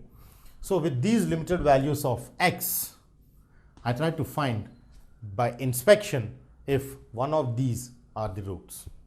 So randomly, let me try with minus 2. If I take x equal to minus 2, let's see if one of the root is possible that way. So when I find p of minus 2, I get minus 2 whole cube 3 times 16 plus 48. This gives minus 8 minus 4 3s 12, 32 plus 48, 20, 28, 60, which is not equal to 0. So 20 minus 20, 32 minus 20 is 12, 40, 48, 58 is 60, which is not equal to 0. That implies minus 2 is not a root of p of x equal to 0. So this cannot be a root of the polynomial or the algebraic equation p of x equal to 0. Therefore, this cannot be. So my inspection with x equal to minus 2 has failed in identifying one of the root. So let's randomly take 3 and see if I get. So I take x equal to 3 implies my p of 3 is equal to x cubed minus 3x squared minus 16x plus 48, which on simplification gives 27 minus 27 minus 48 plus 48. This clearly gives all terms cancelled, which is 0. That implies 3 is a root of p of x equal to 0 is how I identify the polynomial equation. So therefore, by inspection, I could successfully identify one of the root through which I find the remaining roots, because this polynomial equation has its degree as 3. So there are totally 3 roots which I need to identify in case of this example problem. So one of the root is 3, and the other 2 roots which are in short of I'm going to find using the synthetic division, of course, in the trial and error method. So let's see how the other 2 roots can be identified from one of the root which is identified through inspection by using the synthetic division. Continue in the session. So reconsidering the polynomial x cubed minus 3x squared minus 16x plus 48, and using this polynomial, I would like to use synthetic division for this particular polynomial of degree 3, because I could find one of the root, that is 3, that is x minus 3. When divided with this, the remainder will be 0. So therefore, this helps me in identifying the quotient, which gives me the direct relation. So therefore, using the relation that f of x or p of x is q of x into x minus a plus remainder is 0, then if I can identify q of x, then this will give me all the 3 possible factors, is how I identify through the remainder theorem. Therefore, let's try to use synthetic division for this. So by synthetic division, I get the same rule which I applied in the previous case, to start with 3, 2, 1 and 0, the coefficient of 3 being 1, minus 3, minus 16 and 48. Then taking the synthetic division rule with 0, my a, which is compared with x minus a, I get my a equal to 3. Therefore, my a is equal to 3 out here. When I add 1 plus 0, I get 1 times of 3, this giving 0 times of this is 0. This one multiplied with this gives me negative 48, and when cancelled gives me the remainder is 0. Now obviously the remainder is 0 here, because we already identified in the inspection method that x is equal to 3 is one of the root. So definitely x minus 3 must be a perfect factor, or is exactly this is divisible by this. So there's no wonder that this remainder is 0. Now with this, my q of x will be reduced one short of the degree 3, that is x squared times of 1 plus 0 times of x minus 16, which I get for the quotient. Now therefore, my p of x is compared with q of x into x minus a, that is I get to q of x, because the remainder is 0. Therefore, by remainder theorem, I get this to be x minus 3 times q of x, which is x squared minus 16. This is strictly by remainder theorem, which we have already identified in the previous sessions. Now, as I see this, this can be expressed as x minus 3 into x squared minus 16 is a squared minus b squared, which is a plus b into a minus b. That implies my p of x is with three different factors, this into this into this. Now, when I wanted to solve p of x equal to 0, implies I have this equal to 0, the right hand side, which is x minus 3 into x plus 4 into x minus 4, which is equal to 0. Therefore, each of the values of x are minus 4, 3 and 4 is how I get the solution or the roots.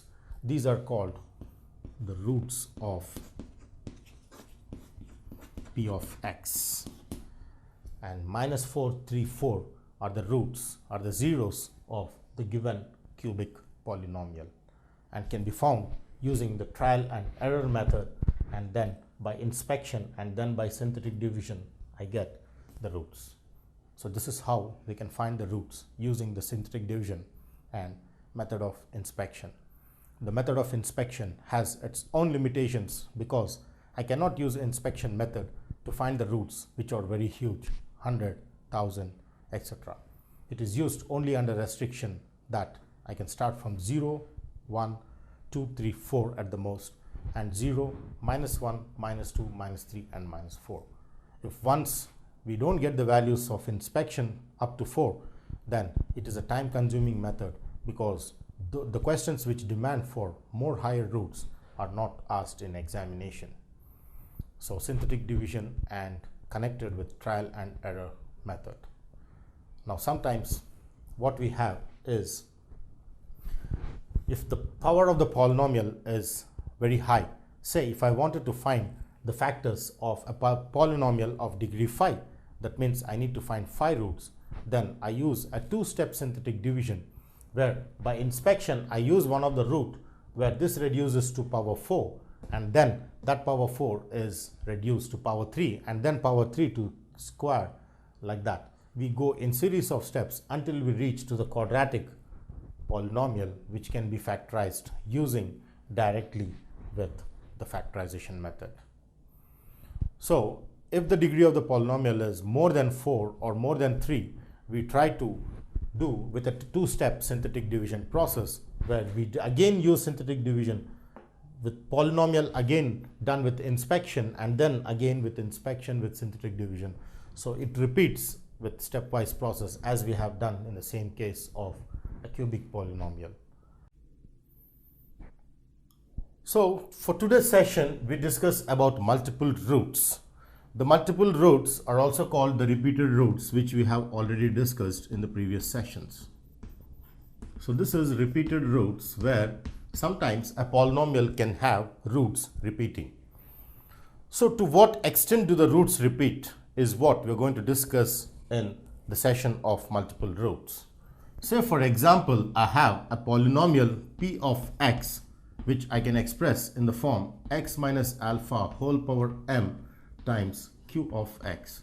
Then in this case I say that implies p of x has root alpha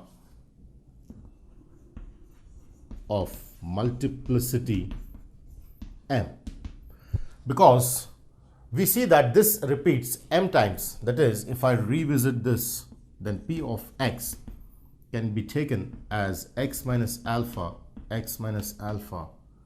till m times the whole of q of x, which comes on the whole.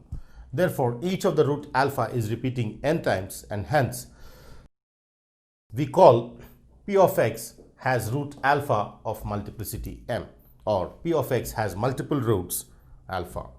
Each of the alpha repeating n times is how we understand the multiple roots or the repeated roots, which we call in their own significance. Now here we have to note an important thing, that if suppose degree of p of x is equal to m, then is equal to n, then what will be the degree of q is the biggest question out here. if suppose degree of px is n, then degree of this multiple roots will obviously be m, because we have x repeating n times, so x power m. So when degree of p of x is n, that implies the degree of x minus alpha whole power m is m, and that implies therefore degree of the quotient q of x will be n minus m, because degree of p of x. Therefore here I have degree of q of x is degree of p of x minus degree of the multiple root factor x minus alpha whole power m. Therefore degree of q of x would be n minus m. And also it is very important to note two important factors which state that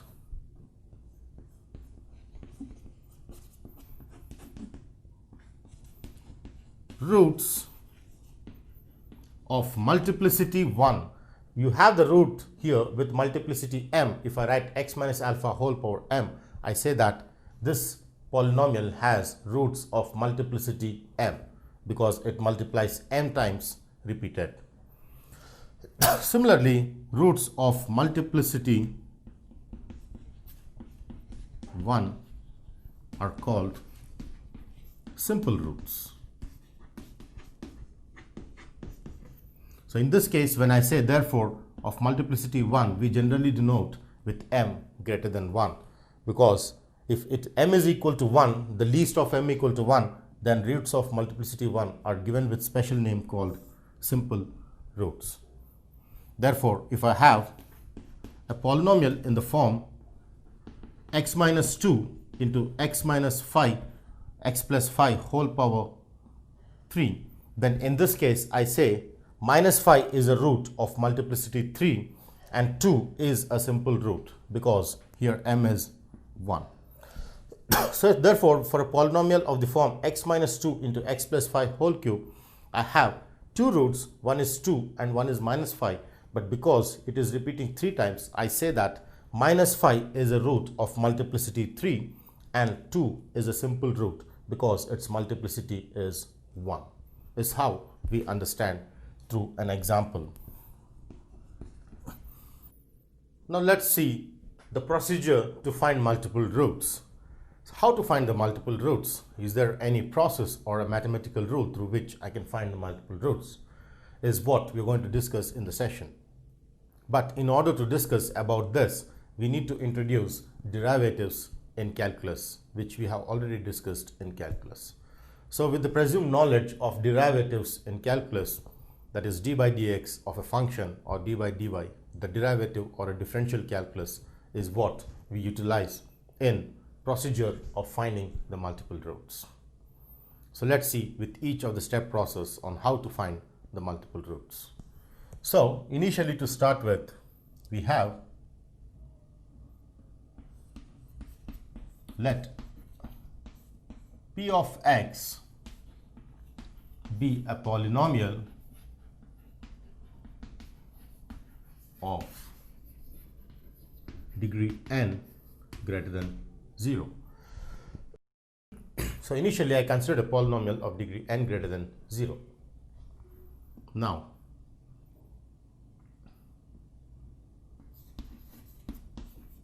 let alpha be the root of the polynomial or the algebraic equation p of x equal to 0.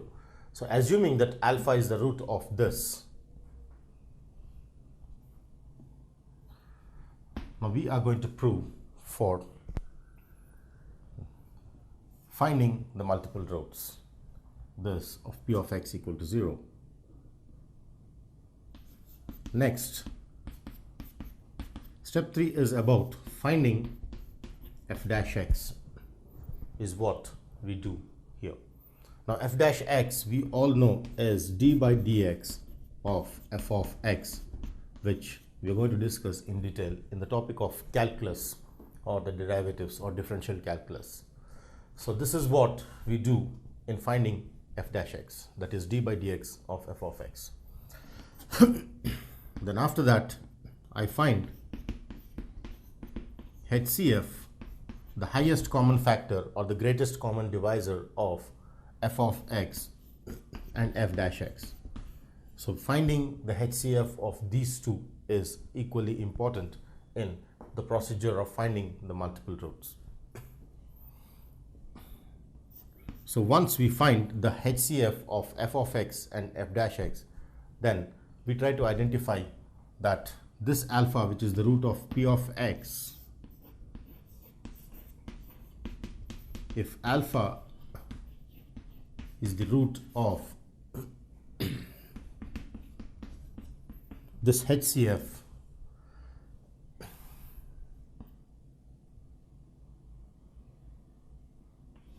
of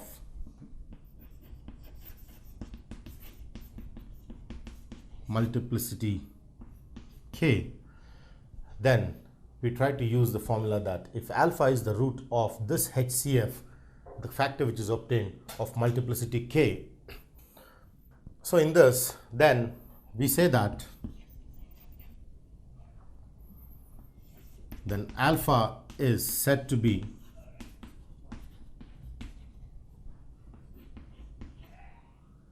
a root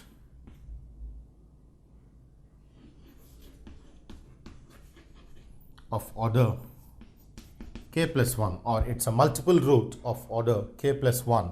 If this multiplicity is k, we add 1. So alpha is said to be a root of order k plus 1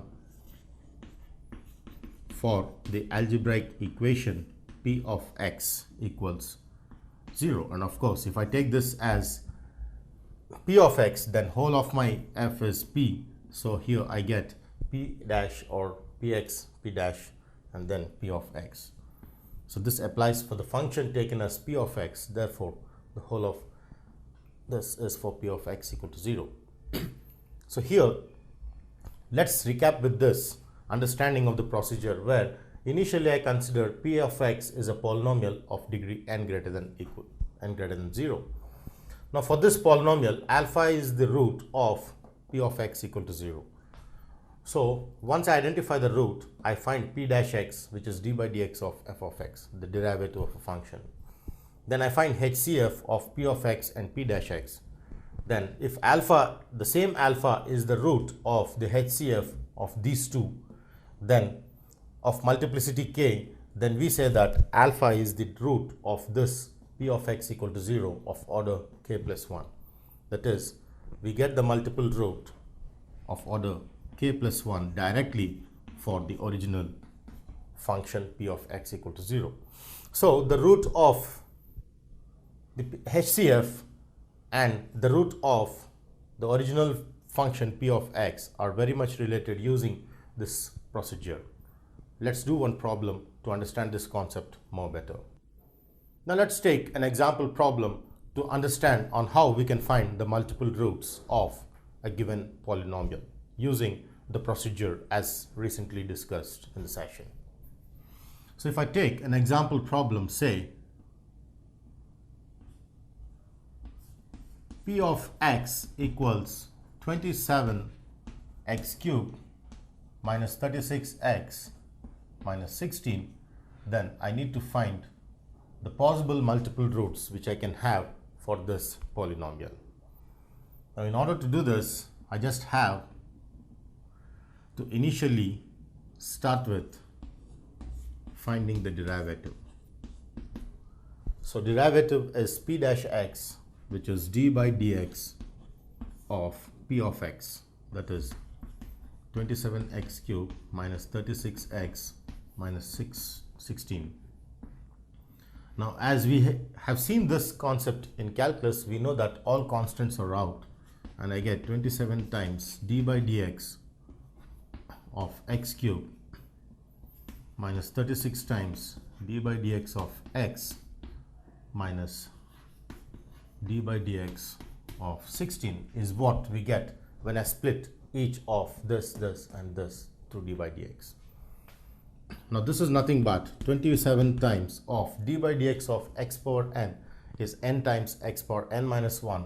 So this is 3 times x power 3 minus 1, and this is minus 36 times d by dx of x is always 1. So this will be 1, and derivative of a constant is 0. So this reduces to 0. And thus, finally, I get this to be 27. I take 9 common, 9x squared minus 4 is what I get when I take 9 common out of these two, because this reduces to 27 times 3x squared minus 36, through which I have taken 9 common. Now this can be written further as 9 times of 9x squared is this minus this. Expanding by a squared minus b squared for each of this, I get this to be 9 times of 3x plus 2 into 3x minus 2. Therefore, my p dash x is this, and my p of x is this. Now, the question comes next in finding the HCF of p of x and p dash x. So, in order to find the highest common factor of this and this, I already have the factors for p dash x as 3x plus 2 and 3x minus 2. But I need to find the HCF, I mean the factors of p of x. So, therefore, to identify the factors of p of x, let's see if one of the factors of this are satisfied, so that one of the factor of this is a common factor of this. Therefore, if I just have, I have two roots here, one is minus 2 by 3 and the other is 2 by 3 are the two roots which I get when I equate to 0. So let's substitute each of this and this into the function p of x and see whether this or this will be the root for p of x. Therefore,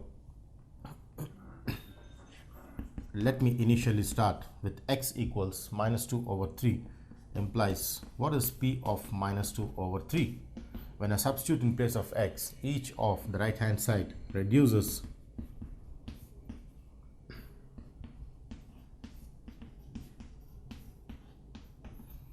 this, and 3 cube is 27, which gets cancelled, and minus 2 cube is minus 8, which I get as minus 8.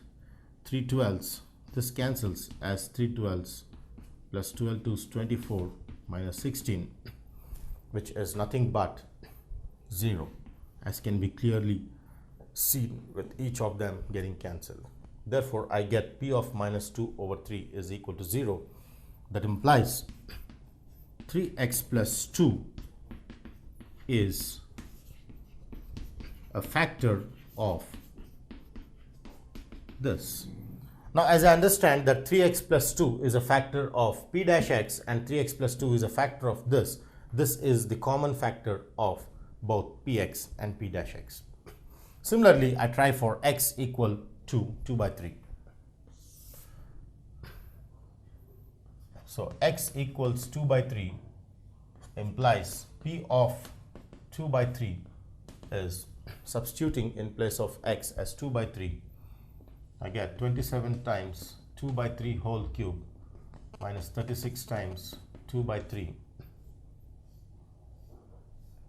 minus 16. So this gets cancelled and I get 8 minus 24 minus 16.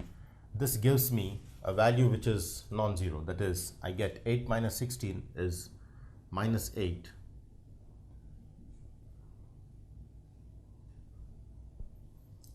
Minus 8, and minus 24 is nothing but 6 minus 32, which is not equal to 0.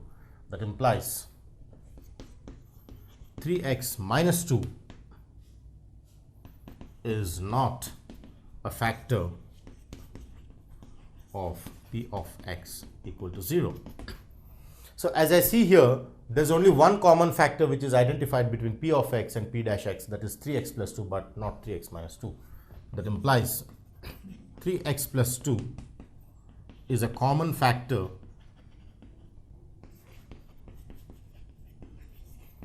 of p of x equal to 0 and p dash x equal to 0.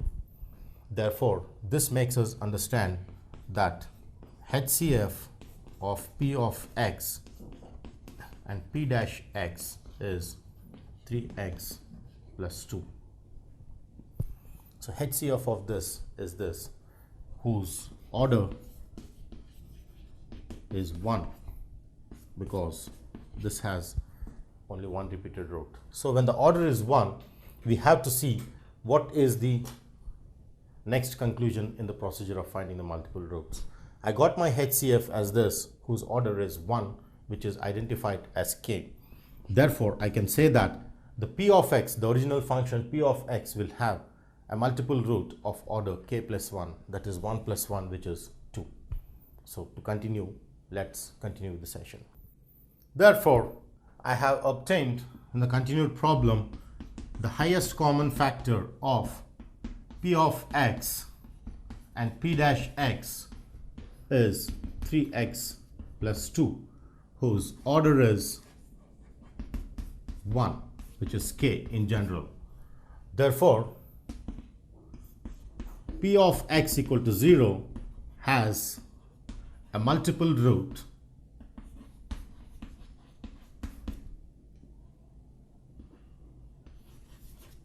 of order k plus 1, that is 1 plus 1, which is 2, has of order 2. Therefore, has a multiple root minus 2 by 3, because I have identified this as minus 2 by 3 of order k plus 1. Therefore, that is p of x equal to 0 has a repeated root, because of order 2 implies twice, has a repeated root 3x plus 2. That implies my p of x I can write as 3x plus 2 whole square, but since the degree of p of x is 3, this is multiplied with q of x, which I need to find for the whole function. That is, when I have p of x, I have p of x as 27x cubed minus 36x minus 16 is 3x plus 2 whole square times qx, the p of x which is substituted here. So therefore, in order to find this, I divide this with this. That implies, in order to find q of x, I simply take q of x on the left, and 27x cubed minus 36x minus 16 by 3x plus 2 is what we get. Now using this whole square is what we get. So when you divide this with this, whatever I get is the required thing. So therefore, using the division process, I have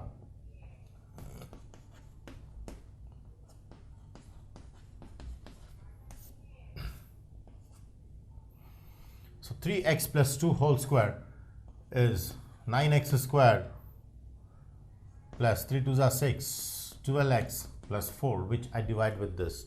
Therefore, when I divide using the division process, I have this 9 3s of x is 27x cubed, then 12 times 3, 12 3s are 36, x squared term is not there, and then 4 3s are 12x is what I get. So simplifying this, I get negative 36x squared, negative 36x minus 12x, which is 36, 48x, and minus 16. And therefore, when I just further simplify, this comes with minus 4, that is 9 4s are 36x squared minus 12 4s 48x minus 16, which gives me the remainder as 0 using the division method of the polynomials. Therefore, I get my q of x as 3x minus 4, which I obtained here. Therefore, this is 3x minus 4. And therefore, when I substitute this q of x, finally I obtain my p of x is 3x plus 2 whole square times 3x minus 4 is what I get for the polynomial whose multiple roots are obtained through the derivative process, and the remaining of the factors are obtained by dividing the multiple root factor with the original function. So this is how we try to understand finding of the multiple roots using the derivative concept. And its roots for this being minus 2 by 3, minus 2 by 3 and 4 by 3 are the roots for the given polynomial p of x equal to 0, is how we understand the roots or the multiple roots connected with the procedure using derivatives. Next, we are going to discuss about the complex roots of a polynomial equation. So we have discussed many of the polynomial equation where we have obtained the roots which were real and equal or real and unequal. Now we are going to enter into the concept where the roots are imaginary or complex. So in case of a polynomial where the roots are complex, let's see what are the properties which are associated with complex roots. Now in the session for today, it is complex roots where I take a polynomial with real coefficients. So considering a polynomial with real coefficients, let's see how the complex roots are connected with its equation. To start with an example problem, let me take a polynomial equation p of x is x power 4 plus 4x cubed plus 5x squared plus 2x minus 2. So in this case, when I want to find the complex roots or the real roots for a polynomial, the rule says that if I have a complex root is generally denoted in the form of a plus ib, where a and b are real numbers and I is a complex number which is root of minus I, is how we understand the complex number a plus ib. So if I have the roots in the form a plus ib where I is root minus 1, then always we say that complex roots appear in conjugacy, that is conjugate in pair. That is, when one of the root is a plus ib, obviously the other root must be a minus ib, which are called conjugate pairs. That is, I cannot have an instance where I can have a root as a plus ib, but a minus ib cannot be the root.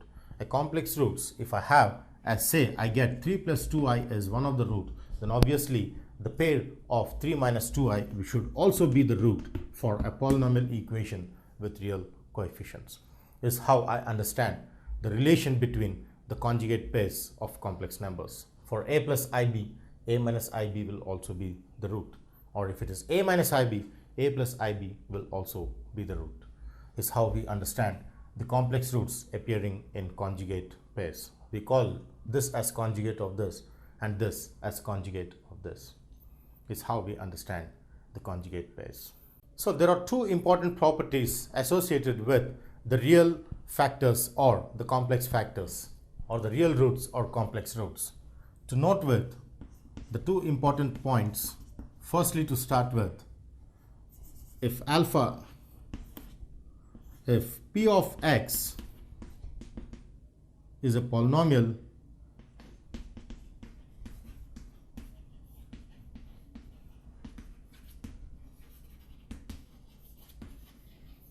of degree n greater than 0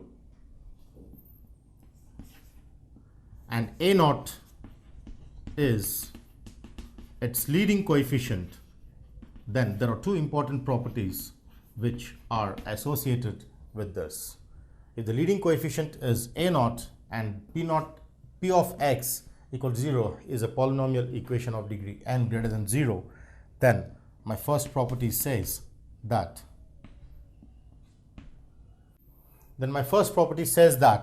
if p of x equal to 0 has no real roots, then n is obviously said to be even, and not only that, f of alpha and a naught will have same sign for all alpha in the roots. So therefore, we need to understand the concept of n even or n odd to just cross check on the roots which we get. That is, when I find the roots of the polynomial function or the polynomial equation, if I don't get any real roots, then obviously I check that my n is even, because in that case of no real roots, my n must be odd.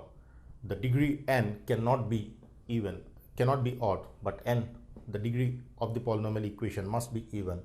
And not only that, further f of alpha and a naught will have same sign for all alpha. So if this is positive, this must be positive, or if a naught is negative, the f of alpha which you're getting as the root must be negative, is how we understand the concept of the first property. Now to start with the second property, which says that the case is with n odd. So when do we get the odd case? If n is odd, if my n is odd, then p of x equal to 0 has real roots, has at least one real root.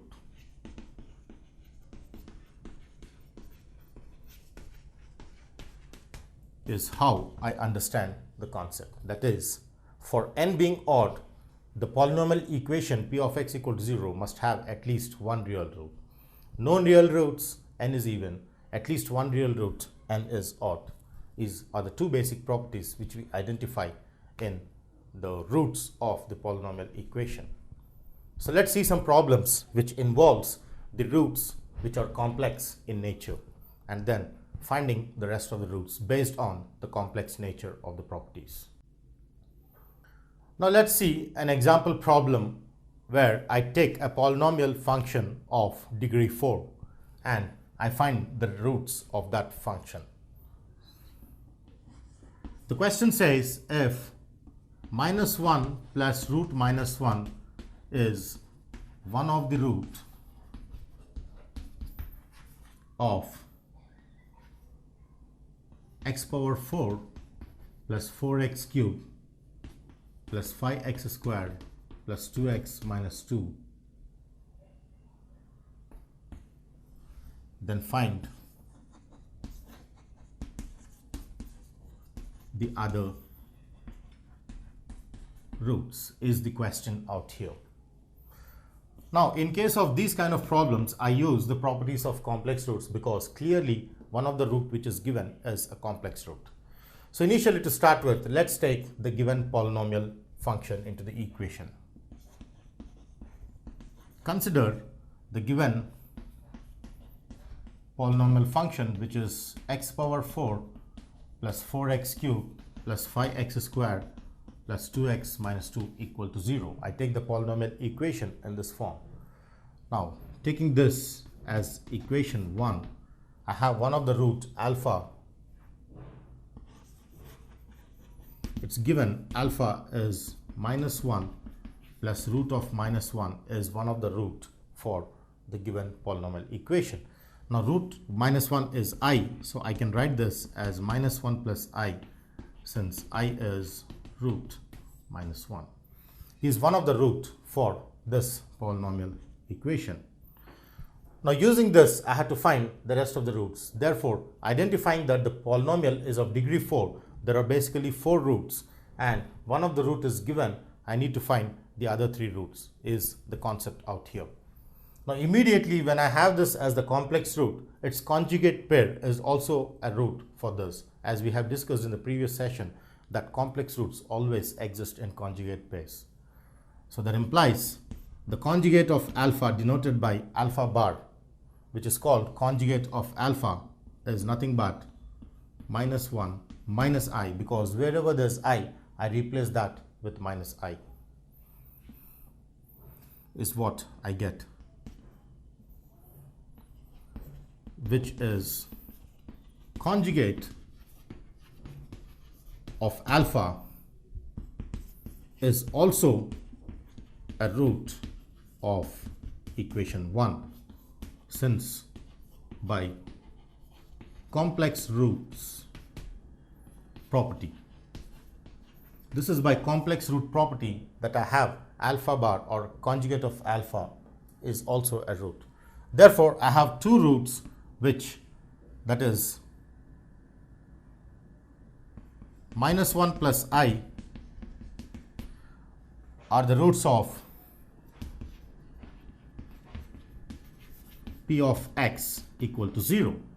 So I got two roots through which I am going to find the remaining two roots. So when these two are the roots of P of x equal to 0, that implies I can write P of x as x minus -1 plus I and x minus -1 minus I times of Q of x, because the degree of P of x is 4. So these two are the factors where the other two factors are given by Q of x. So therefore, I need to find Q of x in the next concept. Therefore, if I have this, if I take Q of x on the left hand side and then put this on the right hand side, I get the quotient which I need to find here. So therefore, I get the two complex roots being conjugate to each other and then into Q of x, because degree of P of x is 4 and degree of the conjugate pair is 2. Therefore, the degree of Q of x obviously will be 2, which I'm going to find here. So before I do that, I just multiply this because this is in the form of a plus b into a minus b, and then when I expand this, I get this to be x squared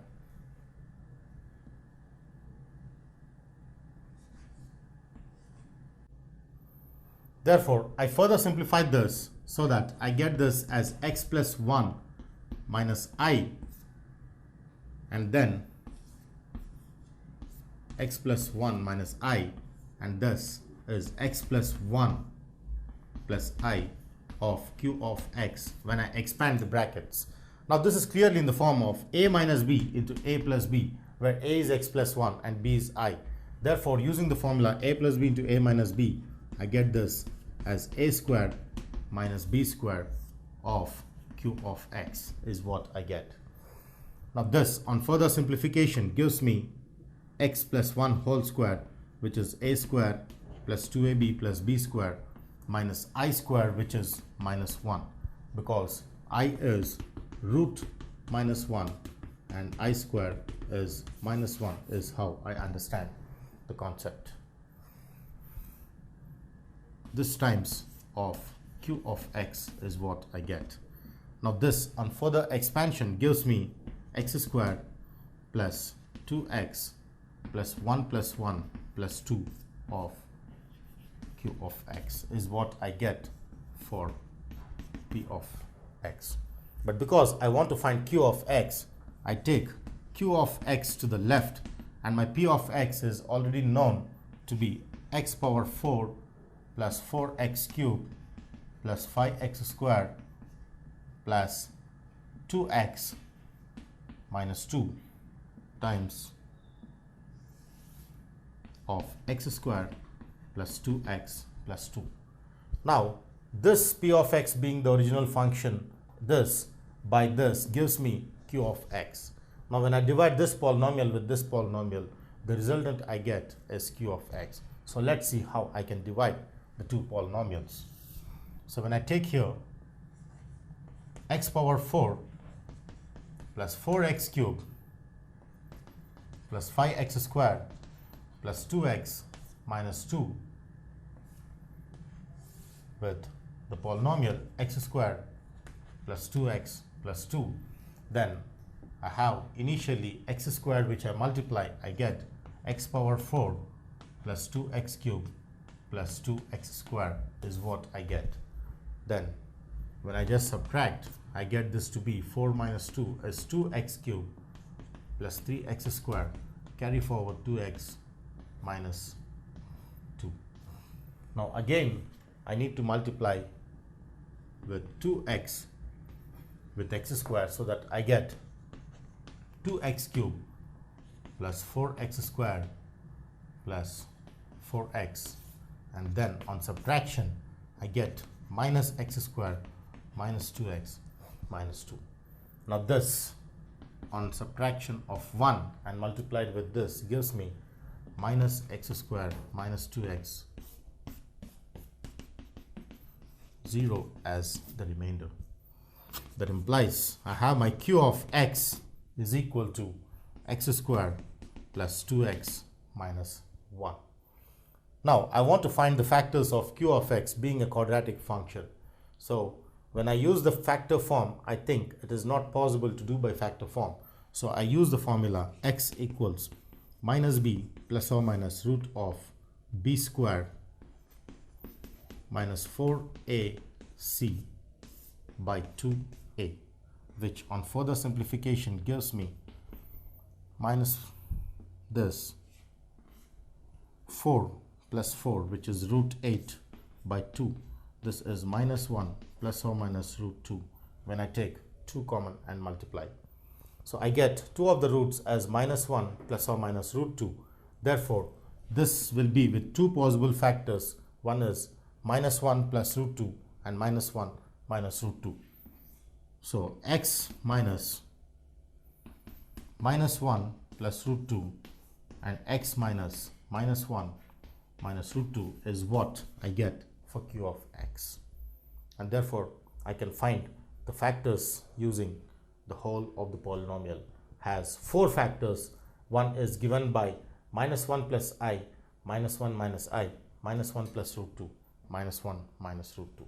So this is how we find the 4 factors, the 4 roots of the given polynomial of degree 4 using only one of the given root, that is with one of the root as minus 1 plus I. I get one of the other root which is complex conjugate of this, and then we find q of x, and then we get finally the 2 roots. On the whole, there are 4 roots: minus 1 plus I, minus 1 minus I, minus 1 plus root 2, minus 1 minus root 2.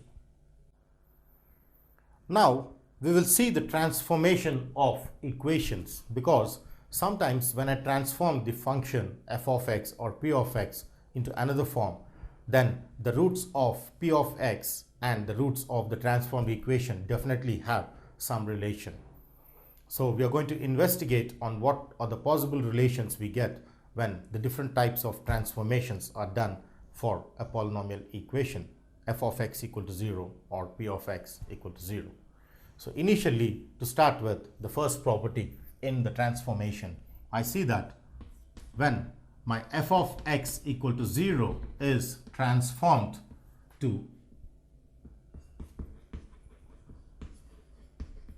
so this has been transformed into f of minus x equal to 0, then in that case I say that if alpha 1, alpha 2, alpha 3, so on till alpha n are the roots of the function f of x equal to 0, then the corresponding roots of this would be minus alpha 1, minus alpha 2, so on and so forth till minus alpha n.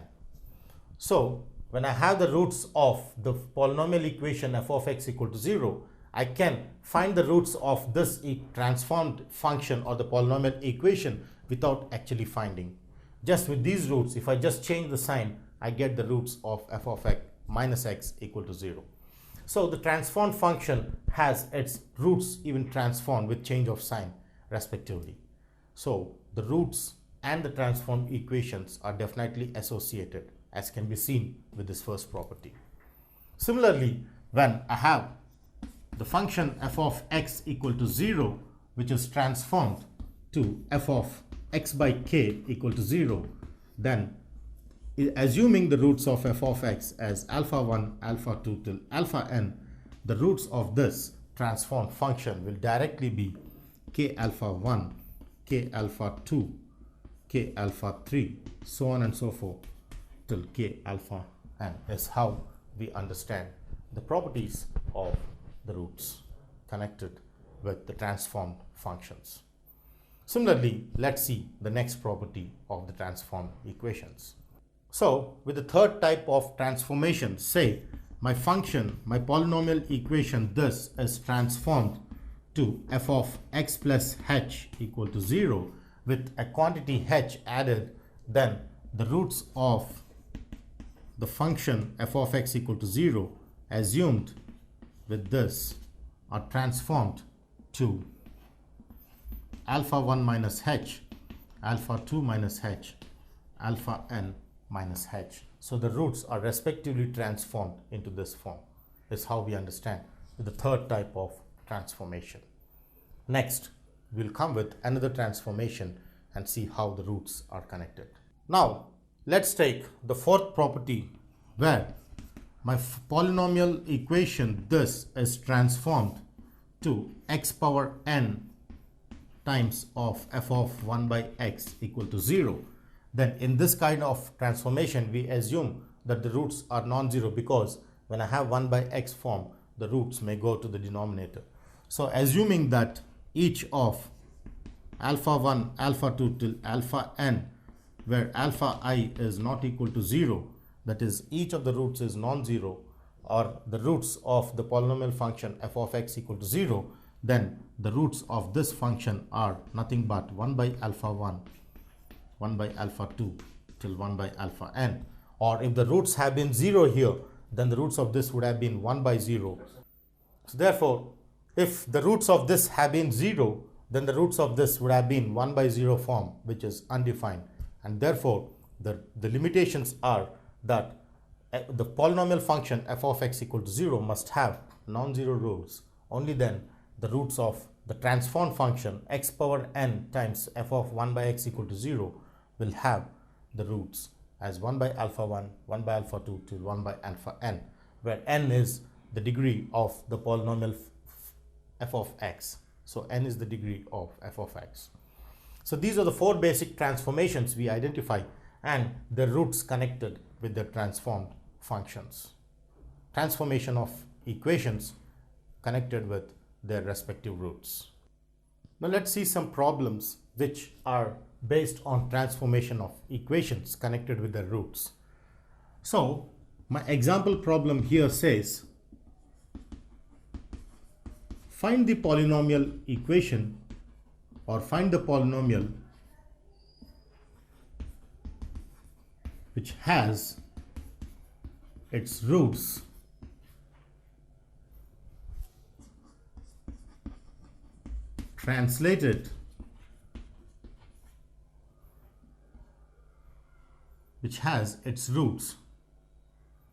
translated by minus 3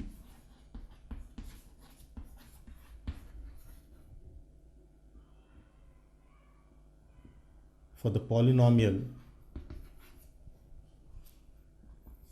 p of x equals x square minus 5x plus 1 is what we get here.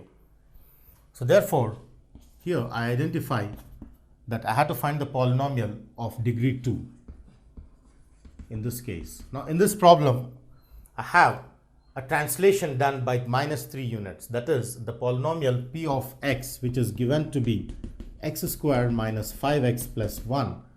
This polynomial is translated by minus 3 units where its roots are translated. Therefore, the roots of this being alpha 1 and alpha 2 are translated with minus 3 units. That is alpha 1 minus of this, alpha 2 of this. That is, I get alpha 1 plus 3. That is, this is being translated to p of x minus of minus 3 equal to 0 is how I get, because here h is minus 3. The translation is minus 3. So p of x minus h, because each of the root is translated with minus 3. So I get x minus of minus 3 equal to 0. Therefore, this on simplification gives p of x plus 3 equal to 0. And therefore, to find the polynomial which has its roots translated by minus 3 units for this polynomial is nothing but obtained when I replace x with x plus 3. Is how I understand the connection between the roots translated by minus 3 units and their equations also obtained through the translation as p of x plus 3 equal to 0 for p of x equal to 0. And therefore, when my p of x is x square minus 5x plus 1, p of x plus 3 is nothing but replaced with x as x plus 3 minus 5 times x plus 3 plus 1 equals 0. This, on further simplification, gives a square plus 2ab, that is 6x minus 5x, which is x, plus 9 plus 1, 10. 10 minus 15 is minus 5 equal to 0. Therefore, this is the polynomial function which has its roots translated by minus 3. Therefore, the required polynomial of the given problem is x squared plus x minus 5. I can take this as q of x is the required polynomial. So we can find the polynomials which are associated with translation of its roots in this manner. Now, the topic is about obtaining equations with certain missing terms. That is, if I give a polynomial and I wanted to delete sum of the power of x, say I want to remove the x power 4 term or x squared term or an x cubed term, I can do that and then find the new equation without disturbing the mathematical property of the equation. To understand this more clearly, let's try to enter with a live example. Now, to start with an example problem to support the topic, the question says,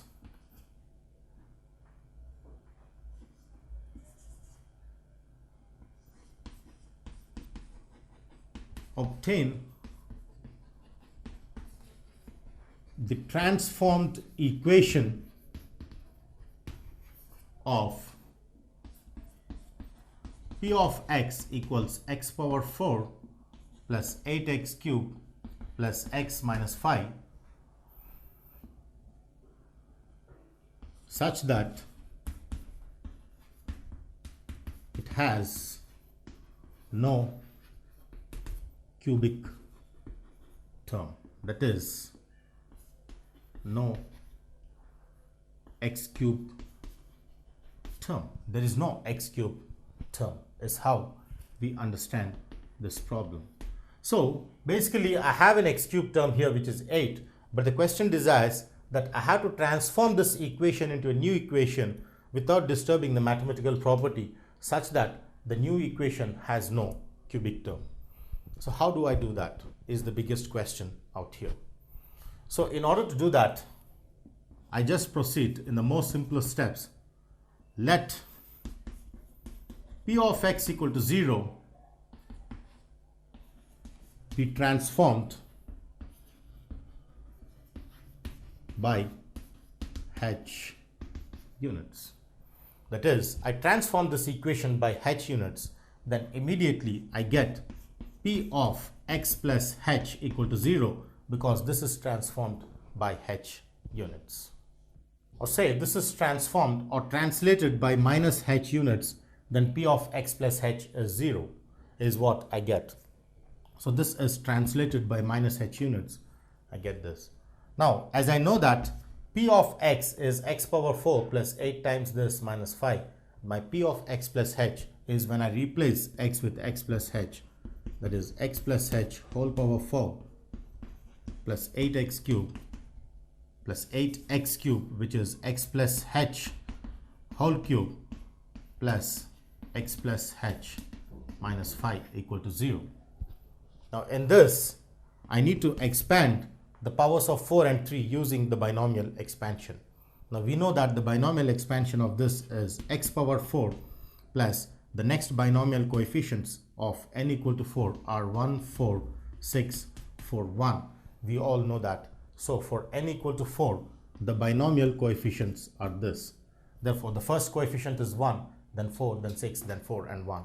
So I get next 4 times of x cube h plus 6 times x squared h squared plus 4 times x h cube plus 1 times h power 4 is what I get in my first binomial expansion.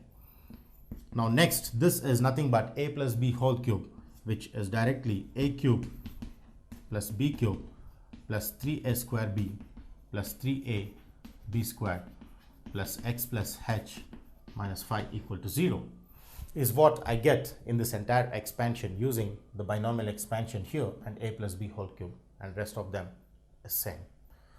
Now, the question here, if I read back, says that I have to transform the equation this into new equation such that it has no cubic term. Now, if I want to delete the cubic term, I take into consideration all the cubic terms here, this, and that's it. There are no other cubic terms.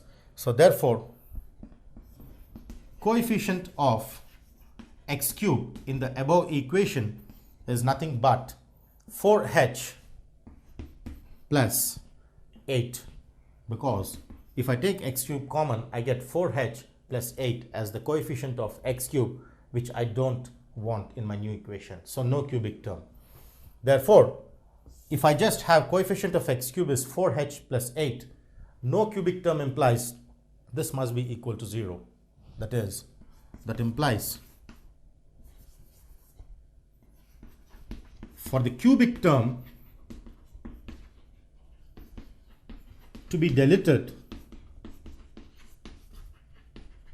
from p of x plus h equal to 0, this must be equal to 0. I need to equate this equal to 0. So for the cubic term to be deleted from this, I have this to be 0, from which I get the value of h. Now 4h plus 8 equal to 0 implies h equals -2. So this is the value of h, which gives me the new transformed equation without a cubic term. That is, when I transform the polynomial equation p of x equal to 0 to -2 units, I get a new equation which has no cubic term. Therefore, that implies the transformed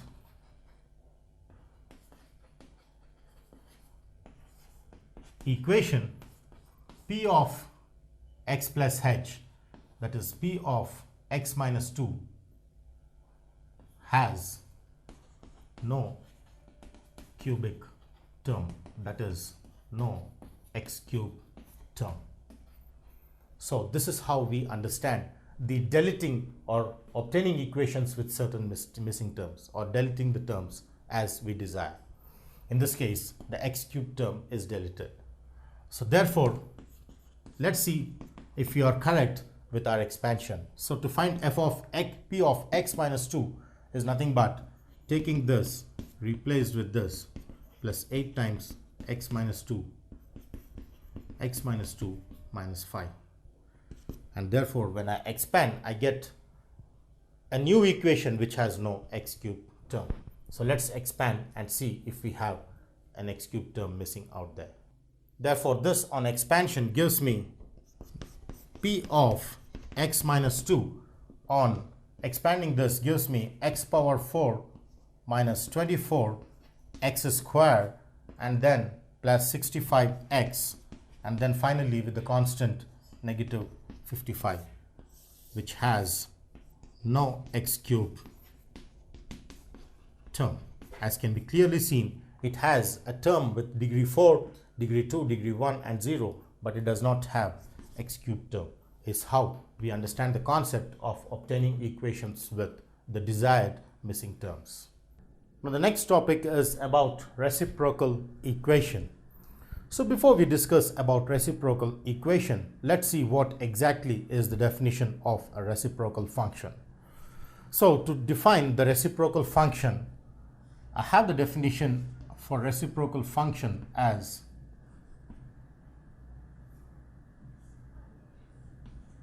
a polynomial. Say I take f of x of degree n greater than 0 is said to be a reciprocal polynomial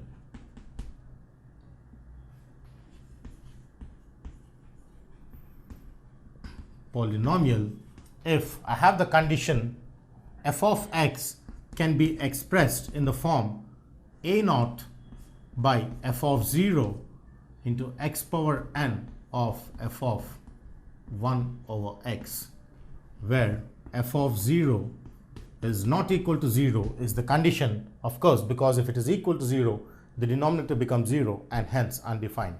The whole of f of x would become undefined. So the condition is f of 0 is not equal to 0 and a naught is the leading coefficient of f of x.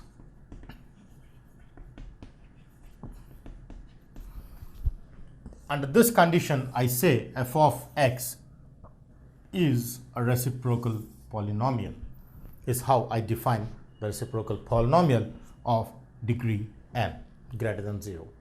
Now in this, when I talk of reciprocal equation, the reciprocal polynomial equated to 0 is called a reciprocal equation.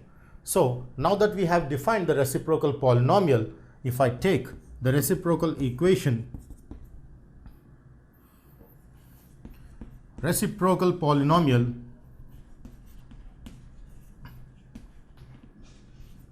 equated to 0 is called a reciprocal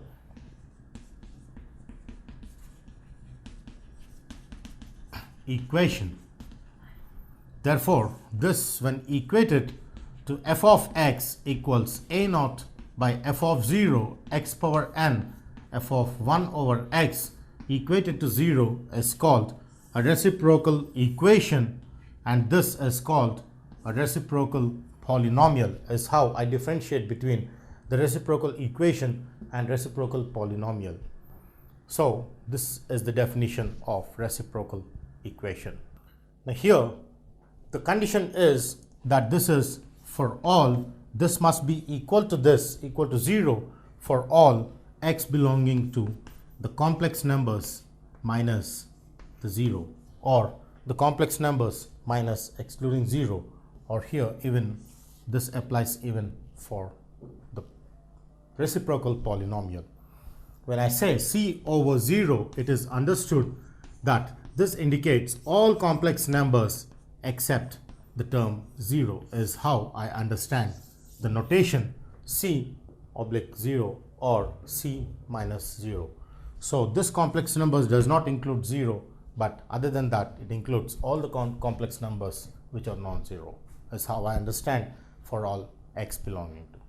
Now let's see some properties connecting the reciprocal equation with its respective roots. Now the reciprocal equation is classified into two types. One is class 1 type and class 2 type. So let's see what is class 1 reciprocal equation and class 2 reciprocal equation. So before that, I considered a polynomial equation, a reciprocal equation f of x equal to 0 with degree n greater than 0 and its leading coefficient being a naught, and a naught being its leading coefficient. So if I wanted to identify this to be class 1 or class 2, for this I have two classifications which have their respective definitions. Class 1 and class 2 reciprocal equations, or the class 1 functions or class 2 functions. Now in this case, we say that the function f of x is class 1 type if my f of 0 is exclusively the leading coefficient a naught. That is, when I substitute x equal to 0, then f of 0 must be equal to a naught. In this case, we call this as class 1. That implies f of x is a class, f of x equal to 0 is a class 1 equation, is how we identify here. Similarly, for class 2, I have, if my f of 0 is minus a naught, that is minus of the leading coefficient of the function, then in this case I say f of x equal to 0 is a class 2 equation, is how we differentiate between the class 1 and class 2. F of 0 equal to a naught, f of x equal to 0 is a class 1 equation.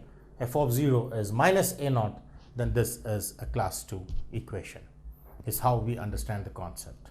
Now let's see this through an example problem on how we can understand more better on class 1 and class 2 equations. And of course, the reciprocal equation associated. To start with, an example problem which says, show that the polynomial p of x equals 2x cubed plus 5x squared plus 5x plus 2 equal to 0 is a reciprocal equation of class 1. That is, I had to show that this given polynomial equation is a class 1 reciprocal equation. So in order to do that, first initially I take the polynomial equation which is given to be p of x equals 2x cubed plus 5x squared plus 5x plus 2 equal to 0. And I observe here that my degree n is clearly 3 because it is the highest power identified in the given polynomial equation. My degree is n and my leading coefficient a0 is a0, which is equal to 2. So these are the two basic things through which I identify the reciprocal equation, and of course its class 1 nature. So initially I want to show that this is a reciprocal equation. So how do I show that this is a reciprocal equation? By definition of reciprocal equation, I have that by definition of reciprocal equation, I have to identify that my p of x, if it is a0 by f of 0 of x power n f of 1 over x, then I say that my p, if I take here as p, then I say that p of x is a reciprocal equation if equated to 0. Therefore, let me just identify that this is a reciprocal polynomial. So in order to do that, I just try to simplify the right hand side, and I must get the left hand side as p of x, or this is p, it's not f. So in order to show that this is equal to p of x, I consider the right hand side and simplify, where my right hand side, which is a0 by f of 0 x power n of p1 over x, is nothing but a0, which is 2. Therefore, I get a0 as 2, and p of 0, which is 0 plus 0 plus 0 plus 2. So therefore, when I substitute x equal to 0 in this, all the three vanish and I get 2 in the denominator. And this is nothing but p of 1 over x, which is nothing but 2 1 over x of cube, and 5 1 over x of square, plus 5 1 over x plus 2 is what I get. And I want to simplify this to show that this is again nothing but equal to p of x. So let's simplify this. So this on expansion gives me 2 by x cubed plus 5 by x squared plus 5 by x plus 2 is what I get, which on further simplification through LCM of x cubed, I get this to be simplified with 2 plus 5x plus 5x squared plus 2x cubed is what I get. Now this is nothing but I get in the form 2 plus 5x squared plus 2x cubed. So rearranging each of the terms, I find that this entirely is equal to 1 by x cubed of p of x is what is identified. Of course, I didn't take this x cubed here. This is x cubed which I get on the whole multiplied with x cubed because x power n is missing, and then this one multiplied with x cubed gets cancelled with the x cubed, and so that I get p of x, which is nothing but proves that implies p of x is a reciprocal polynomial, and hence p of x